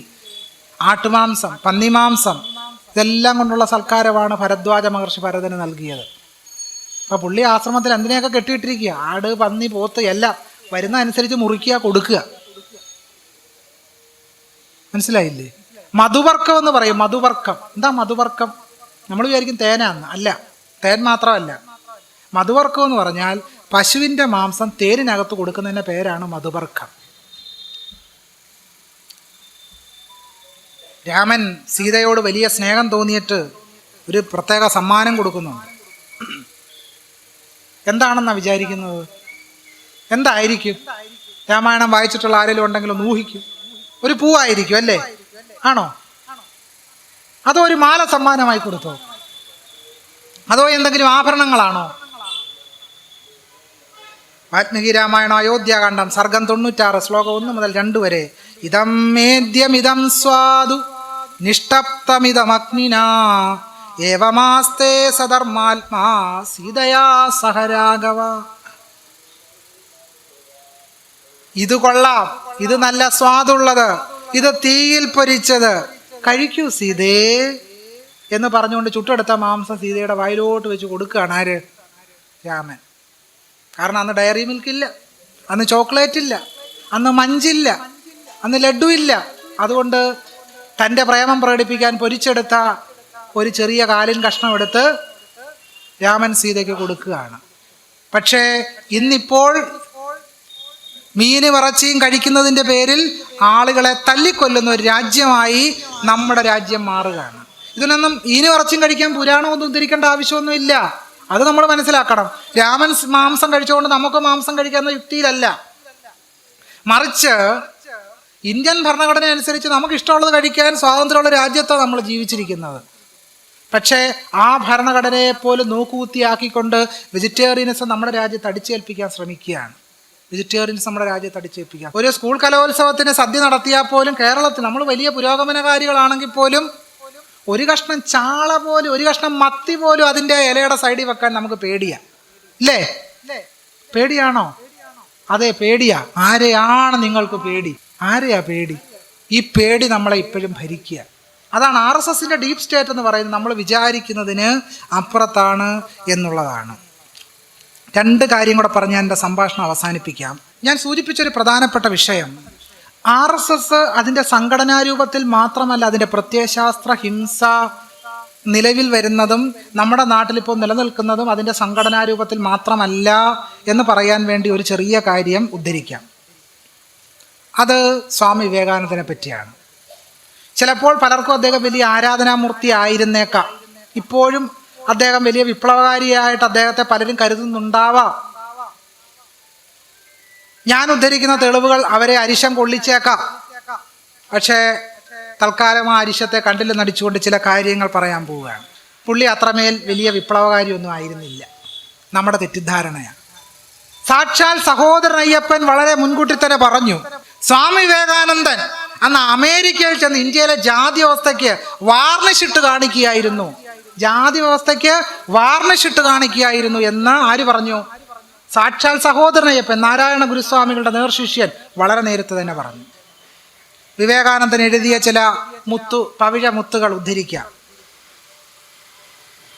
അദ്ദേഹം പറഞ്ഞു, ജാതി വ്യവസ്ഥ സൈദ്ധാന്തികമായെങ്കിലും ഇന്ത്യയെ മുഴുവൻ സമ്പത്തിൻ്റെയോ വാളിൻ്റെയോ അല്ല, ബുദ്ധിയുടെ ആത്മീയതയിൽ വിശുദ്ധീകരിക്കപ്പെട്ട നിയന്ത്രിക്കപ്പെട്ട ബുദ്ധിയുടെ മാർഗനിർദ്ദേശത്തിന് കീഴിൽ കൊണ്ടുവന്നു. ഇന്ത്യയിലെ ജാതികളിൽ നേതൃസ്ഥാനം ആര്യന്മാരിൽ ഏറ്റവും ഉയർന്നവർക്ക് തന്നെ, ബ്രാഹ്മണർക്ക് തന്നെ. പറഞ്ഞ ആളുടെ പേര് ഒന്നും കൂടെ കേൾക്കണം, സ്വാമി വിവേകാനന്ദൻ. അദ്ദേഹം പറഞ്ഞ വാക്കുകളാണ്. ജാതി വ്യവസ്ഥ ഇന്ത്യക്ക് ദൈവം നൽകിയ മഹത്തായ സംഭാവനയാണെന്ന് കൂടി വിവേകാനന്ദൻ പറഞ്ഞു വെച്ചു. അതുകൊണ്ട് വിവേകാനന്ദനെ നമ്മൾ ഉദ്ധരിക്കുമ്പോൾ ഒന്ന് സൂക്ഷിക്കണം. ഈ കാര്യം കൂടി അദ്ദേഹം പറഞ്ഞു. മുസ്ലിം ഭരണകാലത്ത് ഇന്ത്യയുടെ പുരോഗതി നിലച്ചു, പുരോഗതിയുടെ ചോദ്യമേ ഉദിച്ചിരുന്നില്ല. വോളിയം 1 വോളിയം 4 നോക്കിയാൽ മതി. രാമകൃഷ്ണ ആശ്രമം കൽക്കട്ട പ്രസിദ്ധീകരിച്ച പുസ്തകമാണ് ഞാൻ ഉദ്ധരിക്കുന്നത്. അപ്പം മുസ്ലിം അപരവൽക്കരണം RSSൽ തുടങ്ങുന്നതല്ല, അതിനു മുമ്പേ തുടങ്ങുന്നതാണെന്നാണ് ഈ പറഞ്ഞു വരുന്നതിൻ്റെ കാര്യം. ആര്യൻ ദൈവം എല്ലാ ജനസമൂഹങ്ങളുടെ ആദിപിതാവാണ്. സെമറ്റിക് ദൈവം പേടിപ്പെടുത്തുകയും ഭീതിപ്പെടുത്തുകയും ചെയ്യുന്നു എന്ന് പറഞ്ഞാൽ അള്ളാഹുവും യേശുക്രിസ്തു എല്ലാവരെയും പേടിപ്പിക്കുന്നു, രാമനും കൃഷ്ണനും ഒക്കെ എല്ലാവരെയും സന്തോഷിപ്പിക്കുന്നു. പക്ഷേ ഇവരുടെ എല്ലാം കയ്യിൽ ഇഷ്ടംപോലെ ആയുധങ്ങളാണ്, ഇല്ലേ? ഒരാളുടെ കയ്യിൽ ചക്രം, പമ്പ്, വില്ല്, തൃശൂല എന്ന് വേണ്ട സർവ്വ എന്താ പറയുക, ഏതോ ഒരു യുദ്ധത്തിന് പോകുന്ന പോലാണ് ഇവരിഞ്ഞ് വരുന്നത്. എന്തിനാണ് ഇത്രയും ആയുധങ്ങൾ ഇവരുടെ കയ്യിൽ? സാക്ഷാൽ ഗാന്ധിയുടെ മുഖത്ത് നോക്കി സഹോദരനായപ്പോൾ ചോദിച്ചു. ആ ചോദ്യം ഇന്ന് കേരളത്തിൽ ചോദിക്കാൻ പറ്റത്തില്ല കേട്ടോ. സാക്ഷാൽ ഗാന്ധിയുടെ മുഖത്ത് നോക്കി ചോദിച്ചു, ഹിംസയില്ലാത്ത ഏതെങ്കിലും ദൈവങ്ങളോ പുസ്തകങ്ങളോ നിങ്ങളുടെ മതത്തിലുണ്ടോ? ഗാന്ധിയോടാ ചോദിച്ചത്. ഗാന്ധിക്ക് ഉത്തരവില്ല. ഗാന്ധി പാതഞ്ജല സൂത്രം എന്ന് മറുപടി പറഞ്ഞു. ഉടനെ തന്നെ ഗാന്ധിയുടെ മുഖത്ത് നോക്കി സാക്ഷാൽ സഹോദരനയ്യപ്പൻ ചോദിച്ചു, your Srikrishna was a regular murderer. നിങ്ങളുടെ കൃഷ്ണൻ ഒരു പരമ്പര കൊലയാളിയല്ലായിരുന്നു? നിങ്ങളുടെ കൃഷ്ണൻ ഒരു പരമ്പര കൊലയാളിയല്ലായിരുന്നു? ഗാന്ധാരി ഇതേ ചോദ്യം ചോദിച്ചു. കൊല്ലിക്കയത്രേ നിനക്ക് രസമെടോ, കൊല്ലിക്കയത്രേ നിനക്ക് രസമെടോ എന്ന് ഗാന്ധാരി എഴുത്തച്ഛൻ്റെ മഹാഭാരതം കിളിപ്പാണ്. ഒറ്റപ്പെട്ട് ജീവിച്ചതിനാൽ അതിമാനുഷ്യരുടേതായി രഹസ്യ ആര്യൻ ഗോത്രം എങ്ങനെ അതിജീവിച്ചുവെന്ന് ആധുനിക കാലത്ത് മനുഷ്യർക്കാർക്കും അറിയില്ല. മിഷനറിമാർ അവരെ കണ്ടെത്തിയില്ല. മുസ്ലിം സ്വാധീനങ്ങൾ അവർക്ക് ഏശിയില്ല. ആര്യന്മാരൊരു ശുദ്ധ വംശത്തിൽപ്പെട്ടവരായിരുന്നു എന്നാണ് വിവേകാനന്ദൻ പറഞ്ഞു വെക്കുന്നത്. ഇത് ജാതിവാദം അല്ലാതെ പിന്നെന്താണ്? ഞാൻ ആദ്യം പറഞ്ഞതുപോലെ വിവേകാനന്ദൻ പറഞ്ഞു, ബ്രാഹ്മണീയതയുടെ രൂപീകരണത്തോടെ എല്ലാ സാമൂഹ്യ രാഷ്ട്രീയ പ്രശ്നങ്ങളും പരിഹരിക്കപ്പെട്ടു. വിവേകാനന്ദൻ്റെ സാഹിത്യ സർവസ്വം വോളിയം 4 പേജ് 309. സമയമുണ്ടെങ്കിൽ വീട്ടിൽ പോയി നോക്കിയാൽ മതി. മനുഷ്യർക്ക് ദൈവം നൽകിയ ഏറ്റവും മഹത്തായ സാമൂഹിക സ്ഥാപനങ്ങളിൽ ഒന്നാണ് ജാതി. Volume 4 page 299. ഞാൻ വീണ്ടും പറയുന്നു, ആലങ്കോടാകരുതല്ലോ, അതുകൊണ്ടാണ് തെളിവ് പറയണമല്ലോ. രക്തപാരമ്പര്യത്തിന്റെ നാശം തടയുന്നത് കൊണ്ട് ജാതി അനിവാര്യമായ ഒന്നായിരുന്നു. നീഗ്രോകളുമായും അമേരിക്കൻ ഇന്ത്യക്കാരുമായും കൂടിക്കലരാൻ ആരാണ് ആഗ്രഹിക്കാത്തത്? പക്ഷേ പ്രകൃതി അതിന് അനുവദിക്കുകയില്ല. നമ്മുടെ മാതൃഭൂമി, മനോരമ, മാട്രിമോണിയ കോളങ്ങൾ നോക്കിയാൽ മതിയല്ലോ, ഇതേ വാചകം കാണാം അല്ലേ? നായർ യുവാവ് 37 വയസ്സ്, SC ST ഒഴികെ അല്ലേ? ആണോ അല്ലയോ? ഞാൻ ദിവസം കാണുന്ന വാർത്ത നിങ്ങളോട് പങ്കുവെച്ചെന്നേ ഉള്ളൂ. എന്നിട്ടും നമ്മൾ വലിയ പുരോഗമനകാരികളാണെന്ന് പറഞ്ഞു. ജാതിക്കുള്ളിൽ വിവാഹം കഴിക്കുകയും ജാതിക്കുള്ളിൽ ജീവിതം ജീവിക്കുകയും ചെയ്യുന്ന സമൂഹമാണ്. എന്നിട്ട് നമ്മൾ RSSനെതിരെ പോരാട്ടത്തിനാ. ഏത് പോരാട്ടം? എന്ത് പോരാട്ടം? ആത്മാർത്ഥതയില്ലാത്ത പോരാട്ടം, ആത്മാർത്ഥത ലവലേശമില്ലാത്ത പോരാട്ടം. അതുകൊണ്ട് നാരായണ ഗുരുസ്വാമികൾ ആഹ്വാനം ചെയ്ത മാതിരി വർണ്ണാശ്രമ വ്യവസ്ഥയ്ക്കും ജാതി വ്യവസ്ഥയ്ക്കും എതിരായ പോരാട്ടം നടക്കാതെ RSSനെ സംഘടനാപരമായി പോലും ചോദ്യം ചെയ്യാൻ നമുക്ക് കഴിയില്ല. സംഘടനാപരമായി പരാജയപ്പെട്ടാൽ പോലും സാംസ്കാരികമായി RSSനെ എപ്പോഴും വളർന്നു വികസിക്കാനുള്ള സാംസ്കാരിക ബീജം നമ്മുടെ ഇന്ത്യയുടെ മണ്ണിൽ അവശേഷിക്കും. അതുകൊണ്ടാണ് അംബേദ്കർ പറഞ്ഞത് annihilation of caste. Annihilation of caste, കാസ്റ്റിനെ ഉന്മൂലനം ചെയ്യണം. എന്നാൽ മാത്രമേ നമുക്ക് ഒരു ജനാധിപത്യ സമൂഹമായിട്ട് മാറിത്തീരാൻ കഴിയുകയുള്ളൂ എന്നുള്ളതാണ്. സത്യത്തിൽ ധാരാളം കാര്യങ്ങൾ ഇതിനകത്തുനിന്ന് തന്നെ ഉദ്ധരിക്കാനുണ്ട് വിവേകാനന്ദനെ സംബന്ധിച്ച്. പക്ഷേ അതിലേക്കൊന്നും കടക്കുന്നില്ല, കാരണം 1-2 തെളിവുകൾ മാത്രം ഉദ്ധരിച്ചുകൊണ്ട് ആ ഒരു ഭാഗം ഞാൻ അവസാനിപ്പിക്കുകയാണ്. ഒരു പ്രധാനപ്പെട്ട കാര്യമുണ്ട്, അത് പക്ഷേ നമ്മൾ ഓർക്കാതെ പോകരുത്. ഗുജറാത്ത് കലാപം നമുക്ക് എല്ലാവർക്കും ഓർമ്മയുണ്ട്. ഗുജറാത്ത് കലാപത്തിൽ ഏറ്റവും അധികം ഉദ്ധരിക്കപ്പെട്ടത് വിവേകാനന്ദൻ്റെ വാക്കുകളാണ്. ഹിന്ദു ചട്ടക്കൂടിൽ നിന്ന് പുറത്തു പോകുന്ന ഏതൊരാളും താഴെ തലത്തിലുള്ളവർ മാത്രമല്ല, അതിൽ കൂടുതലൊരു ശത്രുവുമാണ് എന്നെഴുതിയ പ്ലക്കാർഡുകളും ബോർഡുകളുമാണ് ഗുജറാത്ത് കലാപകാലത്ത് ഏറ്റവും അധികം ഉപയോഗിക്കപ്പെട്ടത് എന്ന് രാഷ്ട്രീയ നിരീക്ഷകനും അപഗ്രഥനാത്മകമായ ചരിത്രത്തെ നോക്കുകയും ചെയ്യുന്ന ഷംസുൽ ഇസ്ലാം രേഖപ്പെടുത്തുന്നുണ്ട്. ഞാൻ ഈ ഉദ്ധരിച്ച വിവേകാനന്ദൻ്റെ വാക്കുകൾ complete works of Swami Vivekananda volume 3 Calcutta 1997 page number 233 വാചകമാണ്. അതാണ് ഗുജറാത്ത് കലാപത്തിൽ വ്യാപകമായി ഉപയോഗിക്കപ്പെട്ടത്. പറഞ്ഞു വന്നത് ഇന്ത്യൻ ഫിലോസഫി, ഇന്ത്യൻ റവല്യൂഷൻ എന്ന് പറയുന്ന പുസ്തകത്തിൽ ദിവ്യാദിവേദിയും ഷാജിമോഹനും എഴുതുന്നൊരു കാര്യമുണ്ട്. ദിവ്യാദിവേദിയും ഷാജിമോഹനും പറയുന്നത് അവർണജാതി ഭൂരിപക്ഷത്തെ പ്രതിനിധീകരിക്കുന്നതിനായുള്ള 20-ാം നൂറ്റാണ്ടിലെ സവർണജാതി കണ്ടെത്തലാണ് ഹിന്ദുമതം. പറഞ്ഞത് പിടികിട്ടിയോ? അവർണജാതി ബഹുഭൂരിപക്ഷത്തെ പ്രതിനിധീകരിക്കുന്നതിനായുള്ള 20-ാം നൂറ്റാണ്ടിലെ സവർണജാതി കണ്ടെത്തലാണ് ഹിന്ദുമതം. അല്ലാതെ ബഹുഭൂരിപക്ഷ ആളുകളുടെ മതമൊന്നും. അതുകൊണ്ടാണ് ഞാൻ പറഞ്ഞു തുടങ്ങിയത്. നാരായണ ഗുരുസ്വാമികൾ പറഞ്ഞു ഹിന്ദുമതം എന്നൊരു മതമേ ഇല്ലല്ലോ എന്ന് ഗുരുസ്വാമികൾ പറഞ്ഞതിൻ്റെ സാരം ദിവ്യാദിവേദിയിലും ഷാജിമോഹനിലേക്കും എത്തുമ്പോൾ ഗുരു പറഞ്ഞ വാക്കുകളുടെ അർത്ഥം നമുക്ക് കൂടുതൽ വ്യക്തമാകും. ഹിന്ദു ഭൂരിപക്ഷ ജനവിഭാഗമാണ് ഇന്ത്യ എന്ന ആശയത്തിൻ്റെ അനന്തരഫലം. ഇത് ഒരു വ്യാജ ഭൂരിപക്ഷമാണ്. ഇന്ത്യയിലെ യഥാർത്ഥ ഭൂരിപക്ഷം അവർണജാതി ജനങ്ങളാണെന്ന വസ്തുത മറച്ചു വെക്കുന്നതിനായി 20-ാം നൂറ്റാണ്ടിൻ്റെ തുടക്കത്തിൽ കണ്ടെത്തിയതാണ് ഹിന്ദുമതം. കാരണം അതിനു മുമ്പ് അങ്ങനൊരു മതമില്ല, അങ്ങനൊരു മതം നിലനിൽക്കുന്നേ ഇല്ല എന്നുള്ളതാണ് നമ്മൾ കാണേണ്ട ഏറ്റവും പ്രധാനപ്പെട്ട കാര്യം. 1-2 കാര്യങ്ങൾ കൂടി പറഞ്ഞ് ഞാൻ അവസാനിപ്പിക്കാം. അതും കൂടെ പറയുമ്പോൾ മാത്രമേ ഈ സംഭാഷണം അതിൻ്റെ പൂർണ്ണതയിലേക്ക് എത്തത്തുള്ളൂ. അതുകൊണ്ടൊരു 10-15 മിനിറ്റും കൂടെ എന്നെ ഒന്ന് സഹിക്കണം. RSSന്റെ വിദ്യാഭ്യാസ വിഭാഗമായി വിദ്യാഭാരതിയുടെ ദേശീയ നിർവാഹക സമിതി അംഗവും ശിക്ഷാ ബച്ചാവോ ആന്തോളൻ സമിതിയുടെ കൺവീനറുമായ ദീനനാഥ് മെത്ര അദ്ദേഹത്തിൻ്റെ തേജോമയ ഭാരത് എന്ന് പറയുന്ന പുസ്തകത്തിൽ ഒരു കാര്യം എഴുതി പിടിപ്പിച്ചു. നമ്മുടെ ഇന്നത്തെ ചർച്ചയുടെ ഒരു ഭാഗം RSSന്റെ ഉത്ഭവം, വളർച്ച, വികാസം എന്നുള്ളതാണല്ലോ. RSSന്റെ ഉത്ഭവം, വളർച്ച, വികാസം എന്ന് പറയുന്നത് അത് കേവലം ഒരു സംഘടനയിലൂടെ അല്ല അത് ഇങ്ങനെ വികസിച്ച് നിൽക്കുന്നത്. അത് വിശ്വ ഹിന്ദു പരിഷത്തായിട്ട്, വനവാസി കല്യാൺ ഗോത്ര സഭയായിട്ട്, കേരളത്തിൽ നമ്മൾ ശബരിമലയിൽ സ്ത്രീകൾ പ്രവേശിച്ചപ്പോൾ ഭജന സംഘമായിട്ട്, ശ്രദ്ധിച്ചിട്ടുണ്ടെന്ന് അറിഞ്ഞുകൂടാ, ആ സമയത്ത് വ്യാപകമായ ഭജന സംഘങ്ങളുടെ വലിയ വ്യാപനം ഉണ്ടായി കേരളത്തിൽ. ഇങ്ങനെ പല തലത്തിലാണ് ഇത് നടന്നുകൊണ്ടിരിക്കുന്നത്. നമുക്ക് തെറ്റുപറ്റുന്നത് എങ്ങനെയാ? നമുക്ക് തെറ്റുപറ്റിയെന്ന് ഗ്രഹസന്ദർശനം നടത്തി പറഞ്ഞപ്പോൾ നമ്മൾ RSSന് ഡീപ് സ്റ്റേഷന് കീഴ്പ്പെട്ടു. ഞാൻ ഉദ്ദേശിച്ചത് എന്താ നിങ്ങൾക്ക് വ്യക്തമായി കാണാം. ശബരിമലയെ മുൻനിർത്തി ഞങ്ങൾക്ക് തെറ്റുപറ്റിയെന്ന് ഗൃഹസമ്പർക്കം നടത്തി നമ്മൾ മാപ്പപേക്ഷ നടത്തിയതോടുകൂടി ഈ RSSൻ്റെ ഡീപ് സ്റ്റേറ്റ് നമ്മൾ അറിഞ്ഞോ അറിയാതെയോ കീഴ്പ്പെടുകയാണ്. അതാണ് ഞാൻ പറഞ്ഞത്, ഇതൊന്നും നടക്കാൻ RSS നേരിട്ട് പ്രവർത്തിക്കേണ്ട. ആ ഡീപ്പ് മൈൻഡ് ആർക്കുണ്ടോ അവർ ആ രീതിയിൽ പ്രവർത്തിച്ചുകൊണ്ടേയിരിക്കും. അവർ EWS സംവരണം നടപ്പിലാക്കും, അവർ യോഗിജിയുടെ കത്ത് വായിക്കും, അവർ വിദ്വേഷ പ്രചാരകന്മാരെ പൊന്നാടെ അണിയിക്കും, ഇതെല്ലാം ചെയ്യും. അപ്പോൾ RSSനെതിരെയുള്ള പോരാട്ടം എന്ന് പറഞ്ഞാൽ കേവലമായൊരു സംഘടനയ്ക്കെതിരായ പോരാട്ടം മാത്രമല്ല, അതൊരു പ്രത്യയശാസ്ത്ര സമരമാണ്. ആ പ്രത്യയശാസ്ത്ര സമരത്തിൻ്റെ പതാകവാഹകർ എന്ന് പറയുന്നത് കേരളത്തിൽ നാരായണ ഗുരുസ്വാമികളും സഹോദരൻ അയ്യപ്പനും പൊയ്കയിൽ അപ്പച്ചനും കേരളത്തിലെ പുരോഗമന പ്രസ്ഥാനങ്ങളും അടങ്ങുന്ന വലിയൊരു വർണ്ണശബളമായ അടിത്തട്ട് ജനവിഭാഗങ്ങളുടെ ഉള്ളിൽ നിന്നും ഉരുവം കൊള്ളുന്ന വിപ്ലവാത്മകമായ ഊർജത്തിന് മാത്രമേ ഏതിനെ പ്രതിരോധിക്കാൻ കഴിയൂ? RSSൻ്റെ പ്രത്യയശാസ്ത്രവുമായി സമരം ചെയ്യാൻ കഴിയൂ.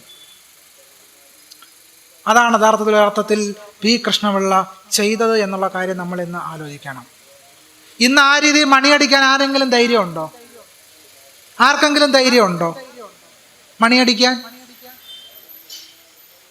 എൻ്റെ ഒരു സുഹൃത്ത് എപ്പോഴും പറയാറുള്ളത് പോലെ, നമ്മൾ ഈ വേദിയിൽ അത് പറയുന്ന ഉചിതമാണോ അനുചിതമാണോ എന്ന് എനിക്ക് അറിഞ്ഞുകൂടാ, പക്ഷെ പറയാതെ നിവർത്തിയില്ല.